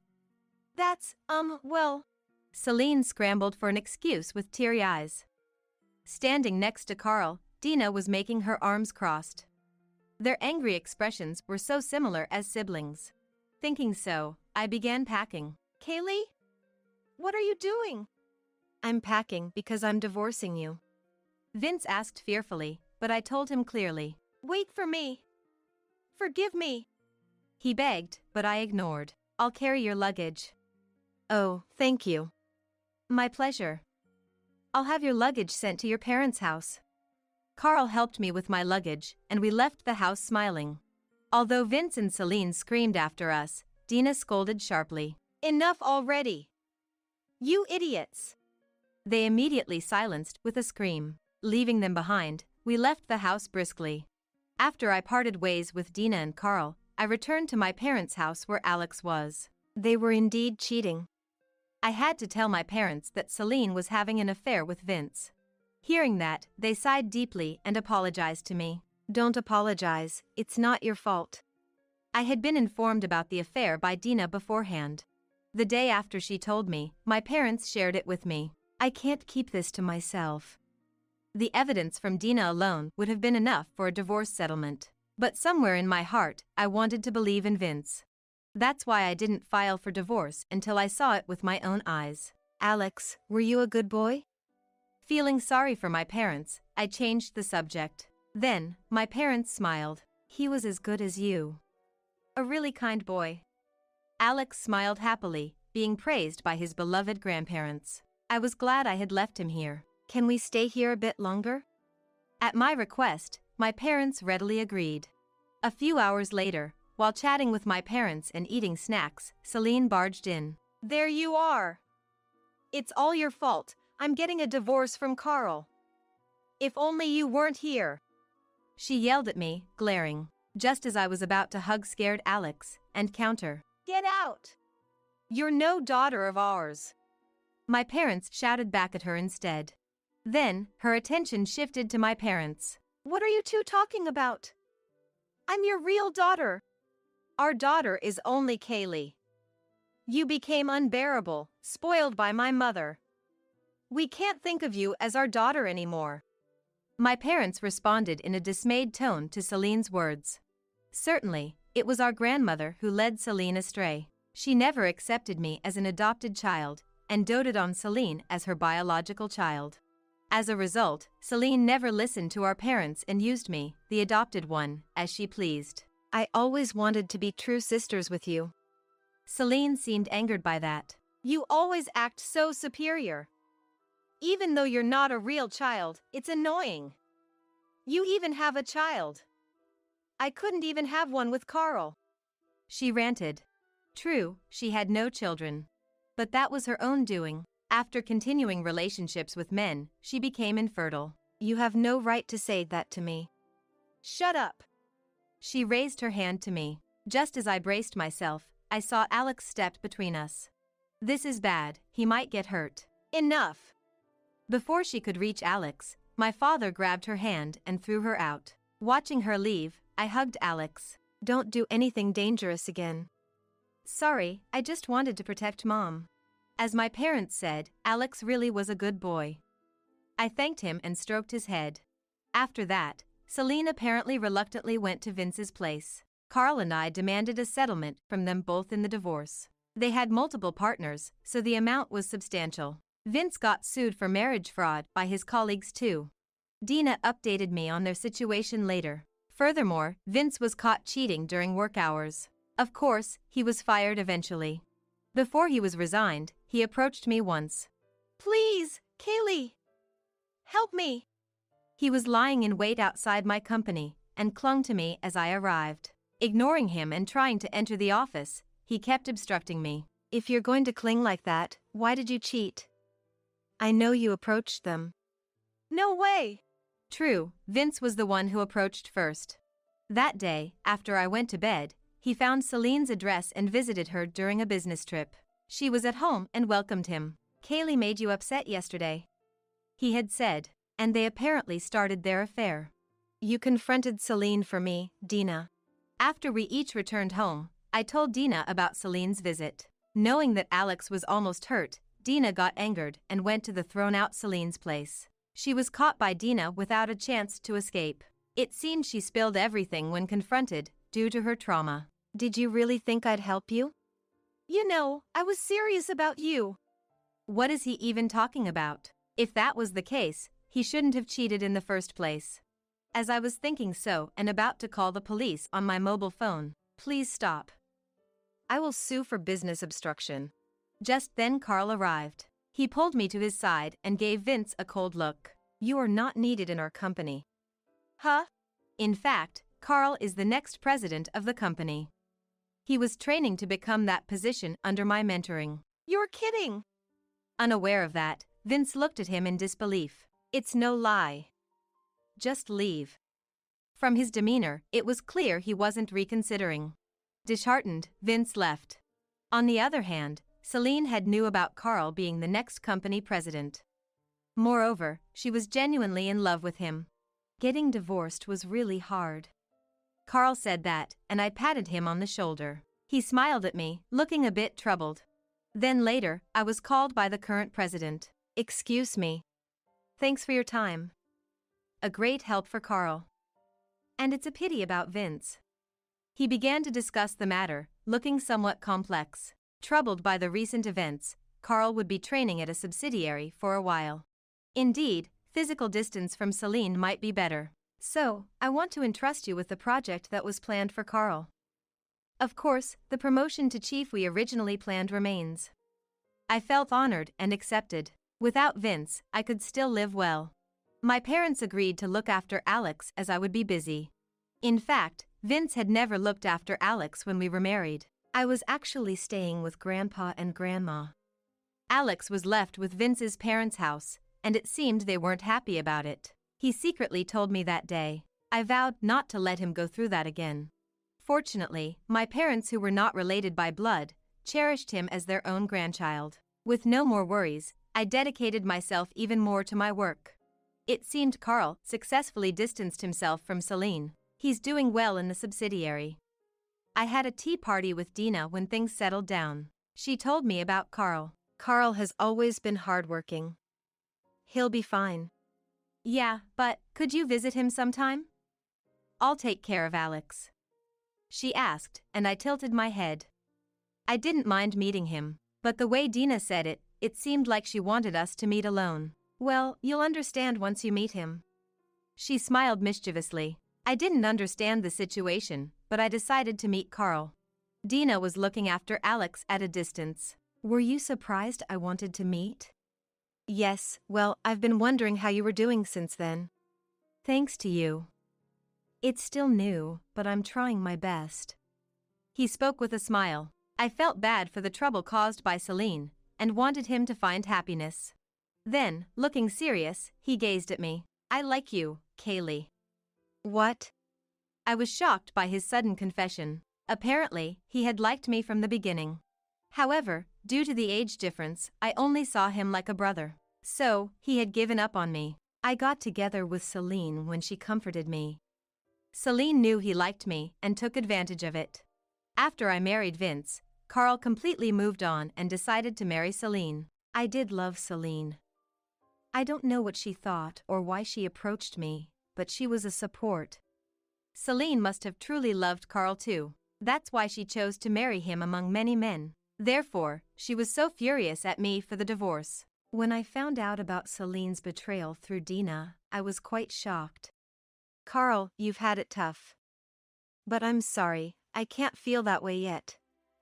Besides, I want to prioritize Alex now. I understand. I'm not in a hurry for an answer. Carl said that with a laugh. Feeling his loving gaze, my heart raced. Mom, are you done talking? Yes, we're done. I turned my attention to Alex, who had run up to us. Picking up the now heavier Alex, he smiled happily in my arms. Alex. I hope we can continue to be friends. You and I are already friends, aren't we? Carl is Alex's uncle, and they often play together. With a nod from Alex, Carl replied with a smile. You're right.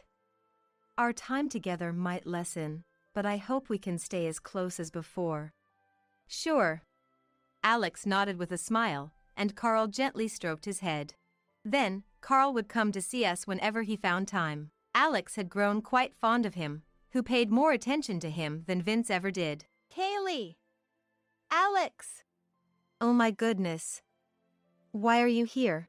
While playing in the park, the disheveled Vince appeared. Apparently, Celine had been rampaging daily since her divorce from Carl. Both having paid a hefty divorce settlement, they couldn't afford to replace the furniture and appliances Celine destroyed.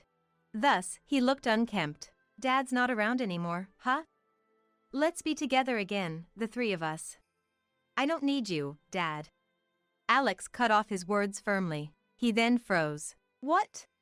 Are you saying you hate Mom and me? No, I'm not. Carl is here for us now. So, we don't need you anymore. Rejected so clearly, Vince left quietly. Watching his lonely back, I turned back to Alex and Carl with a smile. Alex, would you be happy if Carl became your dad? Yes. I'd be happy. Alex nodded with a beaming smile. At that, Carl's eyes teared up. Now, no crying if you want to be a dad. Sure.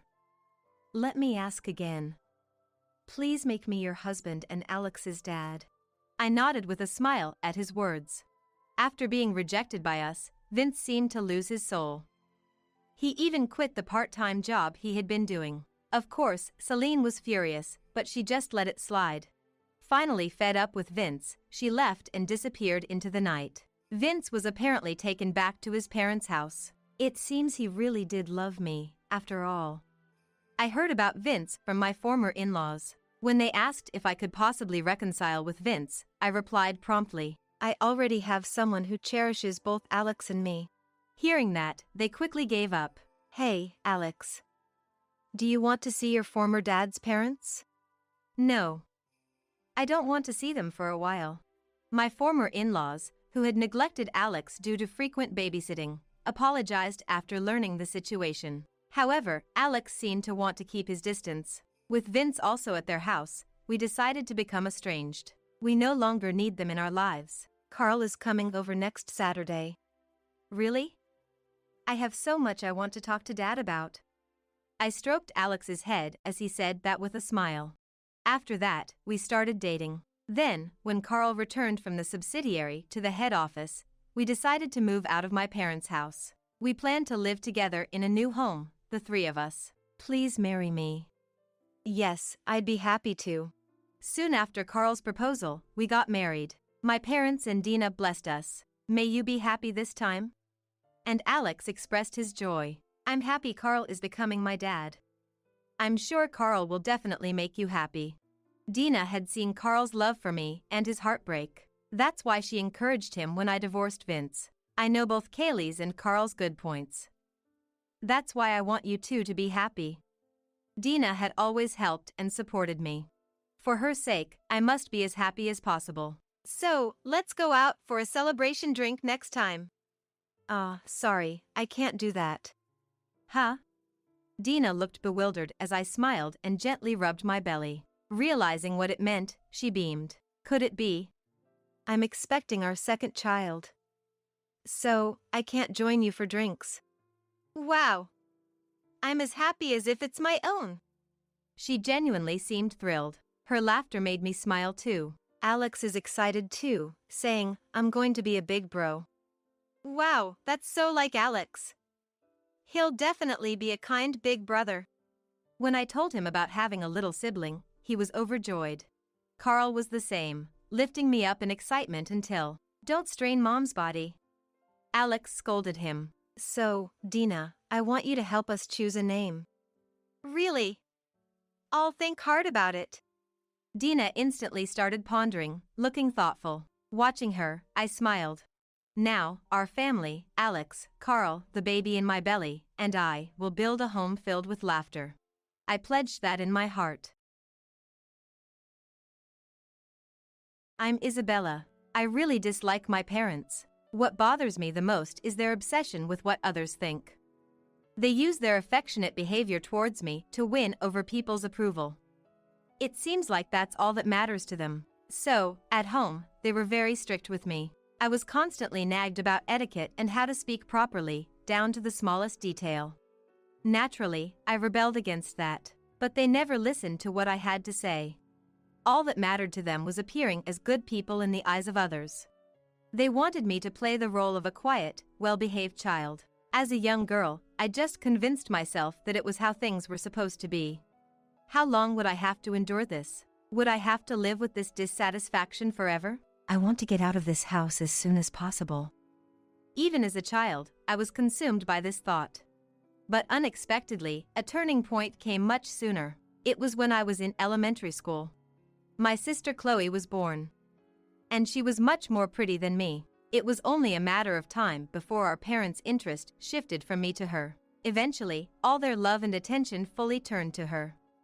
Thankfully, it allowed me to distance myself from my parents. I can finally be free, I thought, but it turned out they weren't done with me. I realized it during my senior year of high school. It was when I told my parents I wanted to get a job. Of course, I had always thought about leaving home since I was little. Graduating high school was my chance to leave. I had been looking forward to that opportunity for so long. But then, my father said something completely unexpected. No way! You're going to college! I was shocked by his forceful tone. Lately, my parents had been so focused on Chloe. I thought they would easily agree.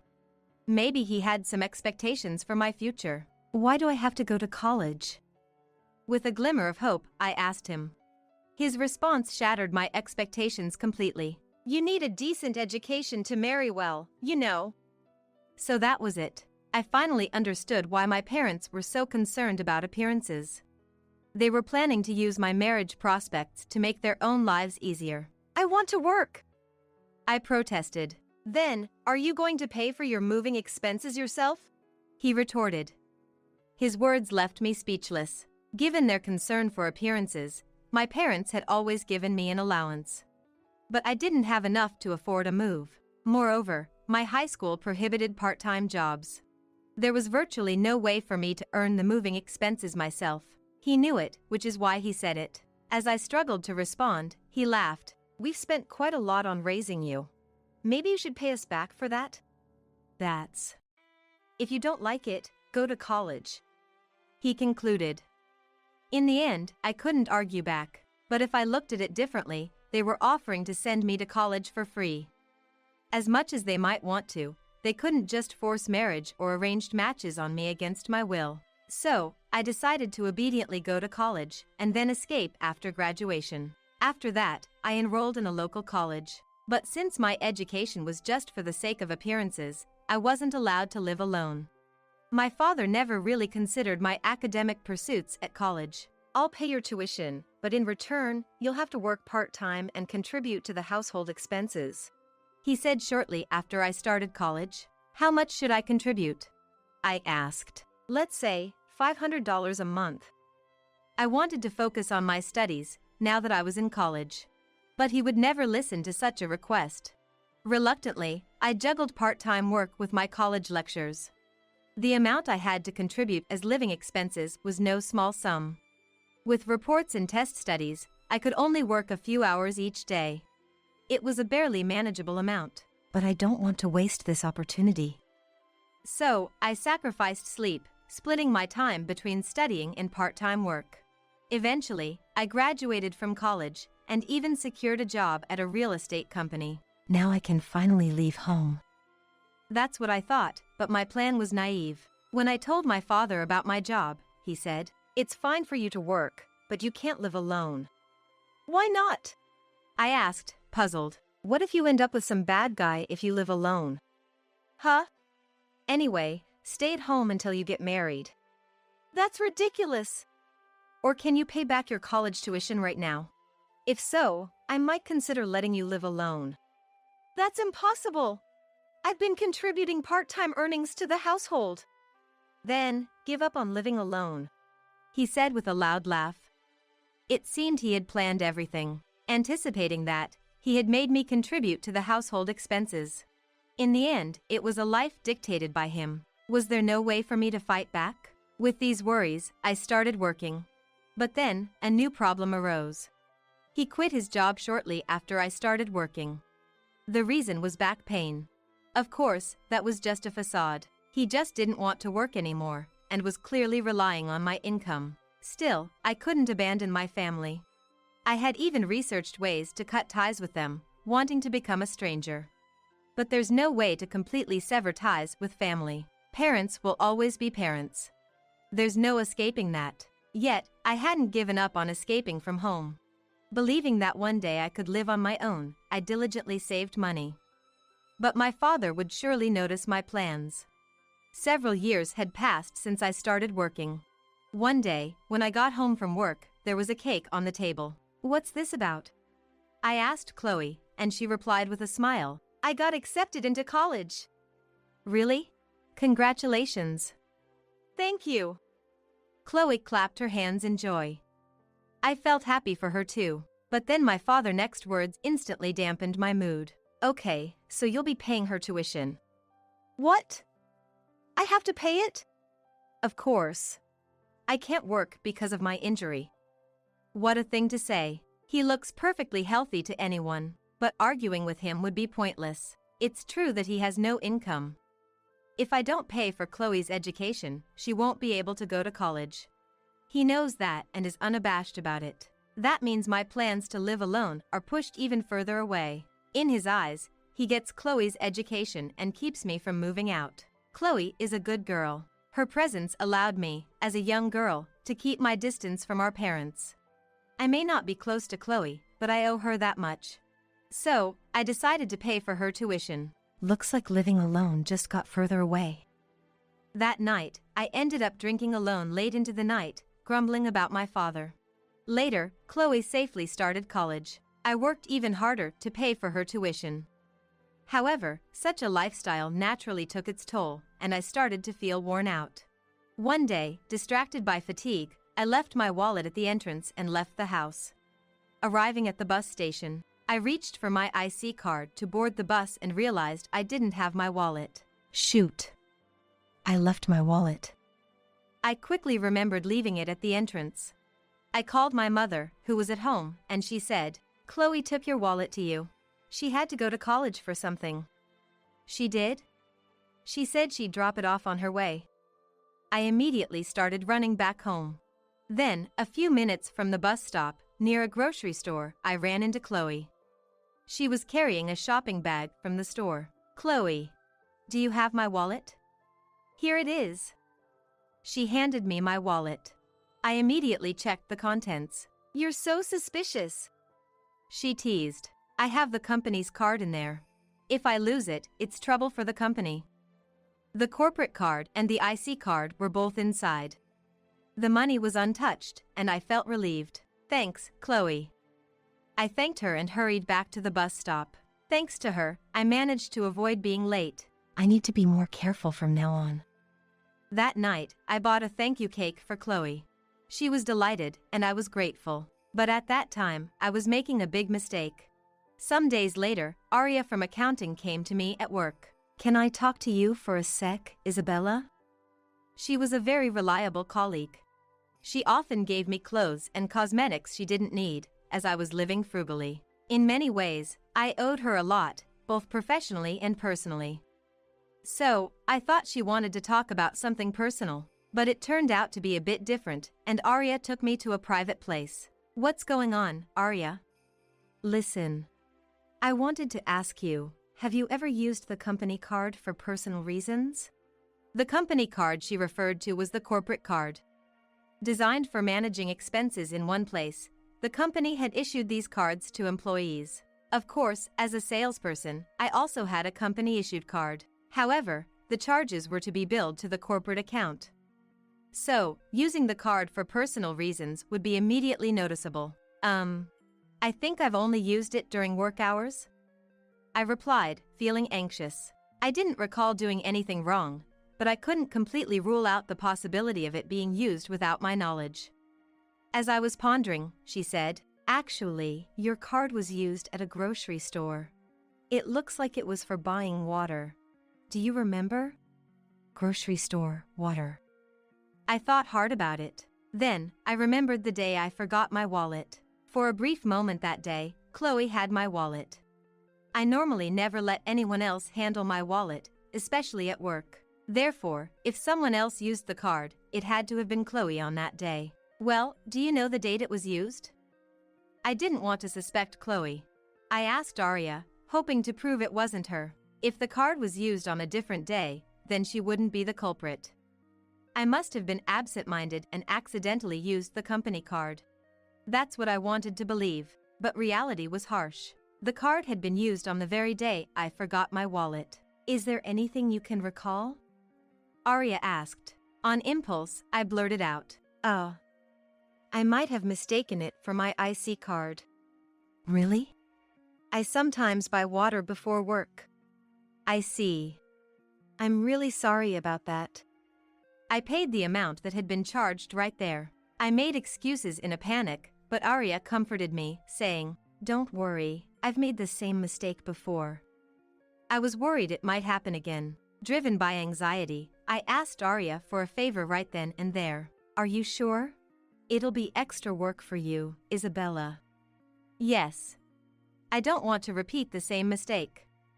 "Okay, I'll take care of it." "Thank you so much." Thus, I managed to avoid turning it into a big issue. But I knew there wouldn't be a second chance. If something similar happened again, it would surely be a major problem. That's why I took the initiative. That incident was a significant turning point for me. I had always thought Chloe was a good girl, but she was a child doted on by our father. She never rebelled against him. If she's aware of everything, maybe she's just pretending to be good, not just outside the house, but in front of me as well. At that moment, I found her smile strangely frightening. My parents were trying to use me for their own benefit, so I was already cautious of them, especially my father. But now, I had to be wary of Chloe too. What should I do? The thought of living with my parents and Chloe became scary. I had always wanted to leave, but now more than ever. After much thought, I confided in my boyfriend, Timothy. "Why don't we get married then?" he said casually.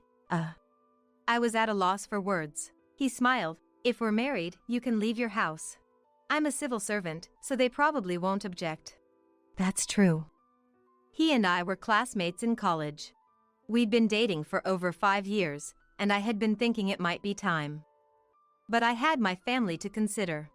I couldn't easily say yes to marriage. However, I had told him about my family's problems. He had listened and advised me on various things. Despite all that, he was still willing to marry me. Please, I'd appreciate it. So, I decided to get married. But it wasn't just happiness filling me up. There were too many problems, especially with my father. It wasn't certain that he would agree to the marriage. I'll have to persuade him carefully. I decided to take my time convincing him. But as I hesitated to bring up the topic of marriage at home, time just passed by. Half a year went by like that. I need to say something soon, I thought to myself. Then, unexpectedly, my father and I got into an argument. Enough. I've told you many times to marry the person I introduced. That's impossible. I'm seeing someone. What? Who is the guy? He's a civil servant. A good person. He fell silent at my words and seemed to be thinking. I took the chance to say, "He's willing to give a generous dowry. That should satisfy you, right?" He looked hesitant. That could work. I decided to push through. "How much should the dowry be?" $30,000. I thought that was a lot. But when I mentioned it to Timothy, he agreed to provide it. Thus, with his help, I was able to leave my home. Once the decision was made, everything else went smoothly. I started preparing to move right away.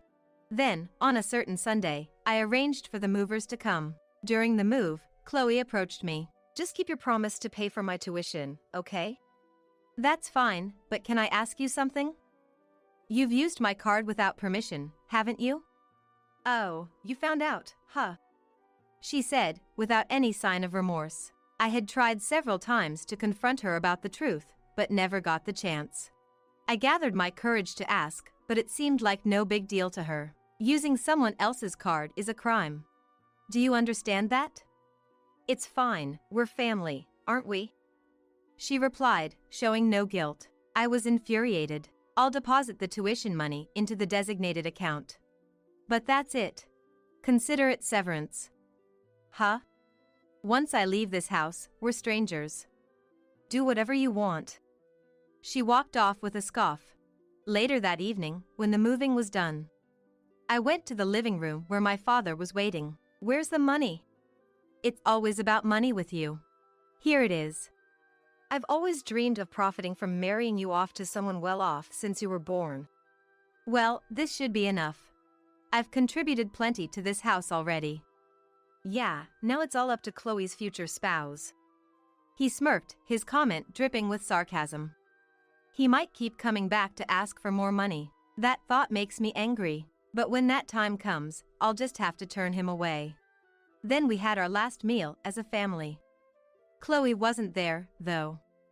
According to my mother, she was out with friends. Better not to see her. After the meal, I gathered my belongings and decided to leave the house. But as I was leaving, I ran into Chloe. Oh? Still here, Isabella? Ah, right, here, I'm returning this. Without a word, she handed something over. I looked down and saw it was the company card. I quickly checked my wallet. Only realizing now? I took it when I was in your room. You're so clueless. I clenched my teeth. Clearly, she had used it without permission. That's when it hit me. Chloe brazenly admitted. I used your card for drinks and meals for about 100 people, so check it up. Then, without being asked, she started telling me all about it. She talked about a reunion she had and going to an all-you-can-eat, one thing after another. She even mentioned choosing an expensive restaurant, thinking about the card's limit. That really made me angry. So, I retorted, who are you, exactly? What? You were serious about us being strangers once you left home? But what about the tuition fee? She kept bothering me about it. The bank card for the tuition fees has been given to Dad, I said, and quickly walked away. Afterwards, I joined Timothy and started our new married life. Nothing much changed, though. I continued working, and the only real change was our home. But that was the biggest change for me. I was filled with a sense of freedom I had never felt before. I hoped this happiness would last a long time while enjoying life with him. About half a year went by. One day at work, Chloe showed up. You're here. Come out. She caused a scene at the company reception. Hearing it, I rushed to the reception. Chloe. There you are. What do you think you're doing, you liar? She yelled the moment she saw me. She started shouting at me, showing me her bank card. I got a call saying the tuition couldn't be withdrawn, and I was embarrassed, you know. What are you talking about? I made sure to deposit it. Huh? But it clearly hasn't been withdrawn. Don't you even know how to check your bank card? Are you really a university student? Of course I am. 4th year at a national university. I've even secured a job. She yelled. Sighing, I explained. I deposited this year's $5,000 tuition fee. Here's the deposit record, see? That's exactly it. That amount was withdrawn from the card. You must have done it. It was you who withdrew it, right? I don't even have a card. So it was you. But I heard you paid for foods for 100 people with it, didn't I? Foods? What foods? Don't you remember paying for an all-you-can-eat for 100 people with the card? As I questioned her, her face turned pale. In a panic, she started making excuses. I used your company card, but it's a corporate card, so. Clearly, she didn't understand. So, I explained to her carefully. A corporate card withdraws from the corporate account. That's correct knowledge. So, the card I used was. But once, someone used my card without permission. So, I had the withdrawals changed to my personal account. Personal account? What I had was indeed a corporate card. That was when I realized. The withdrawals were being made from my personal account, not the corporate account. That setup, while involving more paperwork for expense claims, allowed for private use of the card. Essentially, it eliminated the need to carry multiple cards. Plus, if someone else used it, the company wouldn't suffer any damage. Meaning, when she paid for the drinks, it was already set to withdraw from my personal account. So, the amount for the drinks is gone. It's your responsibility since you used it. What about the university tuition? I paid what was asked of me. You'll have to figure out the rest. With that, she began to make even more noise. Eventually, the police arrived and restrained her. No, that's not me. What do you mean? You admitted to using my card. That was... I clearly told you. Using someone's card without permission is a crime. But... Think about what you've done. In the end, she was taken to the police station for questioning. However, I didn't file a complaint.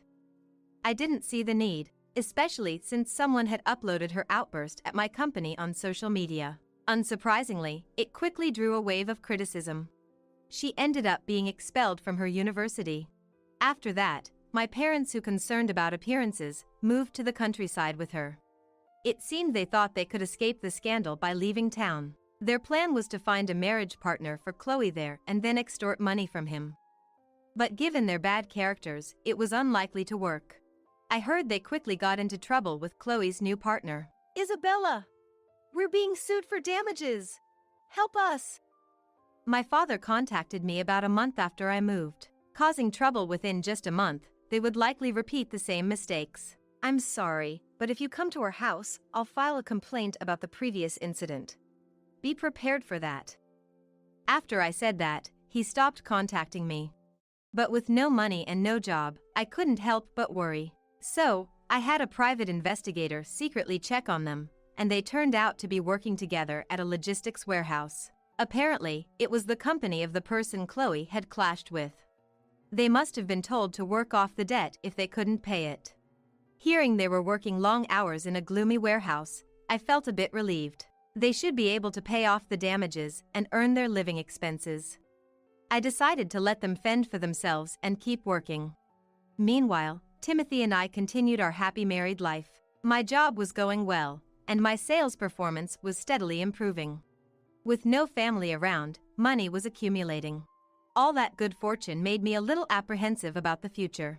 But for now, I want to fully enjoy this happiness I've finally attained with Timothy. You're not allowed in here. Linda blocked my way, standing right in front of me. I reconsidered, thinking maybe the funeral was not ready yet, but I was not just an attendee, I was a family member. I looked into Linda's face for an answer, but there was none written there. You can't come in. No, but I'm Tom's wife. At my attempt to reason, Linda bursted into laughter. There is no way a wife is a family member. You're an outsider, so you can't attend the funeral. Get it? Now please leave. Linda pointed towards the door, urging me to exit. Swallowing what I wanted to say, I stared straight into her face. So should I really leave? My name is Kate, edging into my mid-30s at 35 years old. I work as a lawyer in a small legal office in a regional city. I married Tom, my colleague and age mate from the same office, 5 years ago. Being ambitious, Tom switched to a major law firm 3 years ago and has been busy ever since.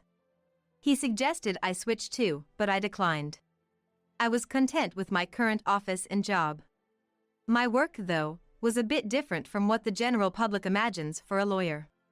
Primarily, I supported rehabilitation for those recently out of prison or on probation. I assisted with legal procedures and connect them with welfare and medical professionals when needed. Many imagine lawyers as flamboyantly active in courtrooms. That's exactly Tom's job, bustling between the court and office daily. Of course, I was not uninterested in such work. However, an incident led me to take an interest in rehabilitation support. Linda was displeased with this and looked down on my job as helping those who've strayed from society. I understood her to some extent. The world is always harsh on offenders. Of course, I don't believe offenders should be redeemed without atoning either. But Linda's disdain was extreme. It's not just my job she despised, but me personally. Every time we met at my in-laws' house, she never missed a chance for snide remarks. When will Kate quit her job to have kids? Linda's sarcastic voice reached me as I assisted Jack. For years, Jack's health had been failing, requiring in-home care, which Linda barely provided. So, I filled in, enduring Linda's barbs as I care for Jack. But Kate's middle-aged now. Maybe kids are out of the question.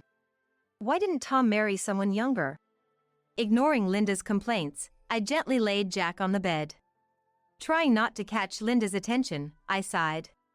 Then, Jack's lips moved slightly, seemingly saying not to worry. I smiled awkwardly at Jack. No matter how busy I was or how much Linda taunted me, I didn't stop caring for Jack. Sadly, Jack's condition kept worsening. Just a week ago, he was able to enjoy fruits, but now he can't chew. Not just me, Linda too was shocked by Jack's rapid decline. To the point of avoiding his room. Doctors said he had a week left at most. Realizing his end, Jack insisted on no more hospitalizations, wanting to stay home. Jack apologized repeatedly for the trouble as I cared for him, but I've never felt burdened. Jack seemed to resent his dependence on others for survival. I tried to spend my days with Jack as cheerfully as possible, hiding the shock I harbored within. That changed with a single, desperate accusation from Linda. You're just after Jack's inheritance, aren't you? Linda hurled these words at me as I was about to enter Jack's room with his change of clothes. Confused, I stood frozen in the hallway. All your caregiving won't earn you a cent. Wait a minute. I never said anything about wanting the inheritance. As I protested, Linda's eyes widened even more. You're trying to get on Jack's good side to influence his will, aren't you? I know it, even if you don't say it, Kate. Linda glared at me angrily, but I couldn't understand. Until she mentioned it, I hadn't thought of the inheritance at all. I purely wanted to be there for Jack, making his remaining time comfortable, choosing to spend more time with him than at work. I had no ulterior motive to receive an inheritance through my caregiving. Tom, alerted by the commotion, came upstairs. What's going on here? Why are you shouting? Tom, Linda's saying. Listen, Tom. This woman, she's after Jack's inheritance. Linda's words drowned out mine. Hearing Linda's claim, Tom's expression darkened. Kate, are you really after the inheritance? Faced with Tom's suspicious gaze, I shook my head. Of course not. You know, Tom. Linda hasn't been caring for Jack at all. That's not true. I'm not involved because you said to leave it to you. I felt dizzy at Linda's absurd claims. She was trying to paint me as the villain, feeding all sorts of things to Tom. I prayed Tom wouldn't just take Linda's words at face value, but my hope was in vain. Tom looked at me with contempt. So, what Mom said was true? Tom muttered to himself, seemingly convinced. At that moment, Linda smirked at me. A look of victory visible only to me. I can't trust someone who insults Mom to care for Dad. Please leave this house. Tom's voice was cold as he made this declaration. Struggling to find my voice, I managed to speak. Who will care for Jack then? It's obviously Mom. Who else? Caught off guard by being suddenly addressed, Linda panicked. She probably hadn't expected to be tasked with caring for Jack herself. I handed her Jack's clothes, her smile strained. I'm a bit busy today. But Kate can do it instead. Just no inheritance. With that, Linda hurried downstairs. Tom, seeing me with the clothes, tersely told me not to do anything unnecessary and followed Linda down. I couldn't believe my actions were misconstrued this way. Feeling dejected, I entered Jack's room. Jack, thought to be asleep, was sitting up slowly in his electric bed, watching me intently. Did you hear that? I asked awkwardly, and Jack nodded slowly. He motioned for me to sit beside the bed. As I gently took a seat in a nearby chair, Jack began to speak in a whispery, frail voice. Kate, I know better than anyone that you're not the kind of person to do such things. Jack muttered in pain, his words coming out in fits and starts.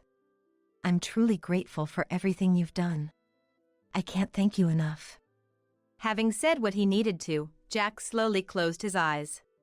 And that was our last conversation. The funeral, per Jack's wishes, was to be held at my in-laws' house. It was planned as a small ceremony, with only family, relatives, and a few close acquaintances. On the day, it was raining from morning, and I was careful not to get my morning clothes wet as I walked to the in-laws' house.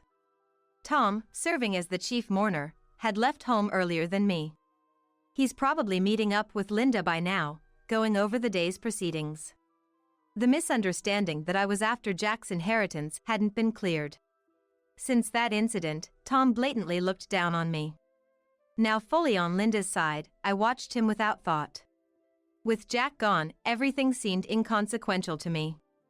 Upon reaching the in-laws' house, Linda was waiting at the entrance. As I tried to pass her with a brief greeting, she grabbed my arm. "You're not allowed in here." "What?"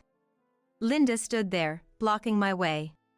I thought maybe things weren't ready, but I was not just an attendee, I was a part of the family. I looked into Linda's face for an answer, but it wasn't there. "There's no way you can enter." "No, but I'm also Tom's wife."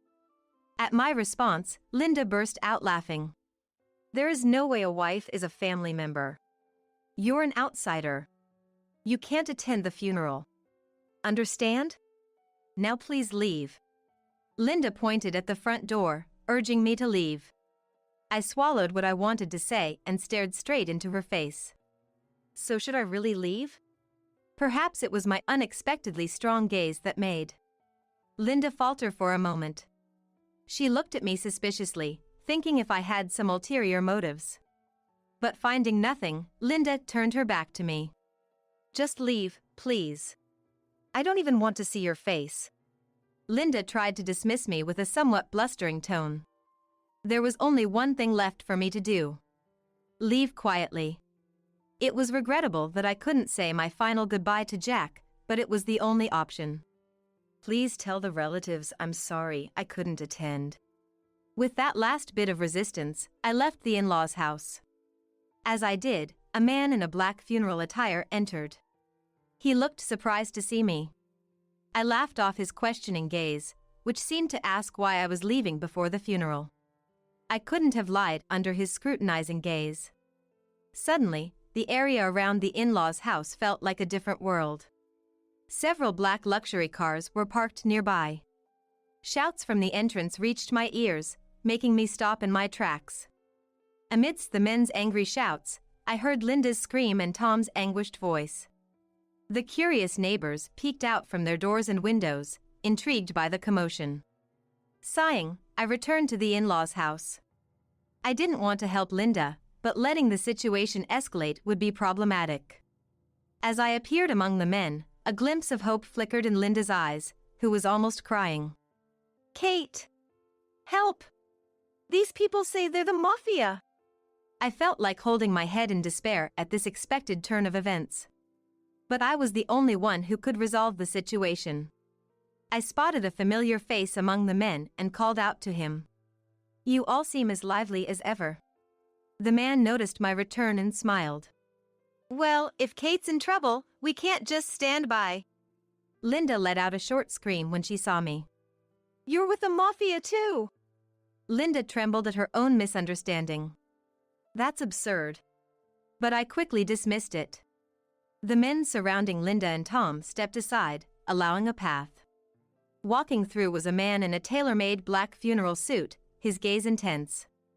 It was Ben, the man I had passed when leaving the in-laws' house earlier. "Quite bold to turn away a benefactor of our organization, aren't you?" Linda, intimidated by Ben, collapsed to the ground.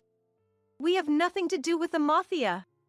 Linda bravely retorted, but she recoiled, still sitting on the floor as the men closed in. Tom stood frozen in the corner, wanting nothing to do with the situation. "Does this woman know anything?" Ben asked me in surprise. I shook my head. I turned to Linda, still sitting on the floor, and addressed her. "Do you remember what happened 7 years ago when Jack was arrested?" Linda's face contorted. possibly recalling the incident. 7 years ago, Jack was arrested as a suspect in a case. I, still a novice lawyer then, was in charge of his defense. To put it simply, Jack was innocent. He had not committed the crime. But Jack stubbornly insisted he was guilty, as if protecting someone. The person Jack was protecting was a member of our organization, Ben added solemnly. Eventually, persuaded by senior members, a younger member came forward, and Jack was released. But the price of the stand-in was heavy, and Jack's reintegration into society was difficult. That's when I developed an interest in rehabilitation support. While legally supporting Jack's reintegration, I also served as a liaison with the mafia trying to contact him. Arrests and releases were common in the mafia. Every time, I was called upon to spend days with them. Kate not only looked after Jack but also our younger members. Nobody usually wants to take care of people fresh out of prison. It seemed the mafia's reputation for loyalty wasn't just a fiction. They felt indebted to Jack for trying to take the fall for one of their young members and vowed to always help when in trouble. And somehow, that promise had extended to me. Kate's like our consulting lawyer. Ben turned to me with a smile that didn't quite match his sharp gaze. Still intimidated by Ben's changing expressions, I nodded awkwardly. Ben, who had smiled at me, now glared at Linda as if he had long forgotten the earlier moment. "Where did you put Jack's money?" A very cold voice echoed in the entrance hall. Linda finally started to tremble. Looking for an excuse, her gaze wandered meaninglessly. "Tell the truth," Ben said casually, and Linda broke down. Tears flowed as she shook her head in anger. "I spent it all. It's all dirty money anyway. Whatever my husband earns is mine to spend. What's wrong with using it?" Tom somehow managed to keep the agitated Linda from storming out of the house. Ben, who was accustomed to overwhelmingly tense situations, watched this without changing his expression. "Jack's money wasn't dirty. It was hard-earned cash from a burger joint, saved by our young guys. Did you spend everything Jack was saving to leave for Kate?" Ben's outcry echoed around. "I'm sorry, I'm so sorry. Let me apologize on her behalf. Please, no violence." Tom was the first to reach his limit. He apologized deeply without a hint of shame. I was astounded watching Tom, who had been silent till now, turn apologetic when he sensed personal danger. He even said sorry to me for doubting me, but I was not in the mood to listen. "Can you pay back everything Jack saved for Kate?" Ben deliberately intimidated Tom and Linda with his glare. They nodded like puppets, their faces pale. Linda had embezzled over $100,000 of Jack's savings.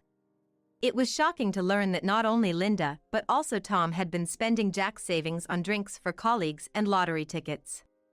Tom, suspected of private dealings with the mafia, was forced to resign from the law firm. I planned to divorce Tom once everything was settled. With Jack gone, I saw no need to force myself to maintain ties with Tom or Linda. Linda, under pressure from the mafia, sold her house and moved into an old, cheap apartment, working from morning till night. All to repay every penny of Jack's savings she had used. I never intended to take the money, but Ben insisted that Linda should fully understand the consequences of using someone else's money, so I agreed to go along with it. I continued to devote myself to my work, but recently a colleague invited me to start a new office together. They had always watched my work and thought I deserved a more liberating environment. I accepted the invitation and now spend busy yet fulfilling days establishing the new office.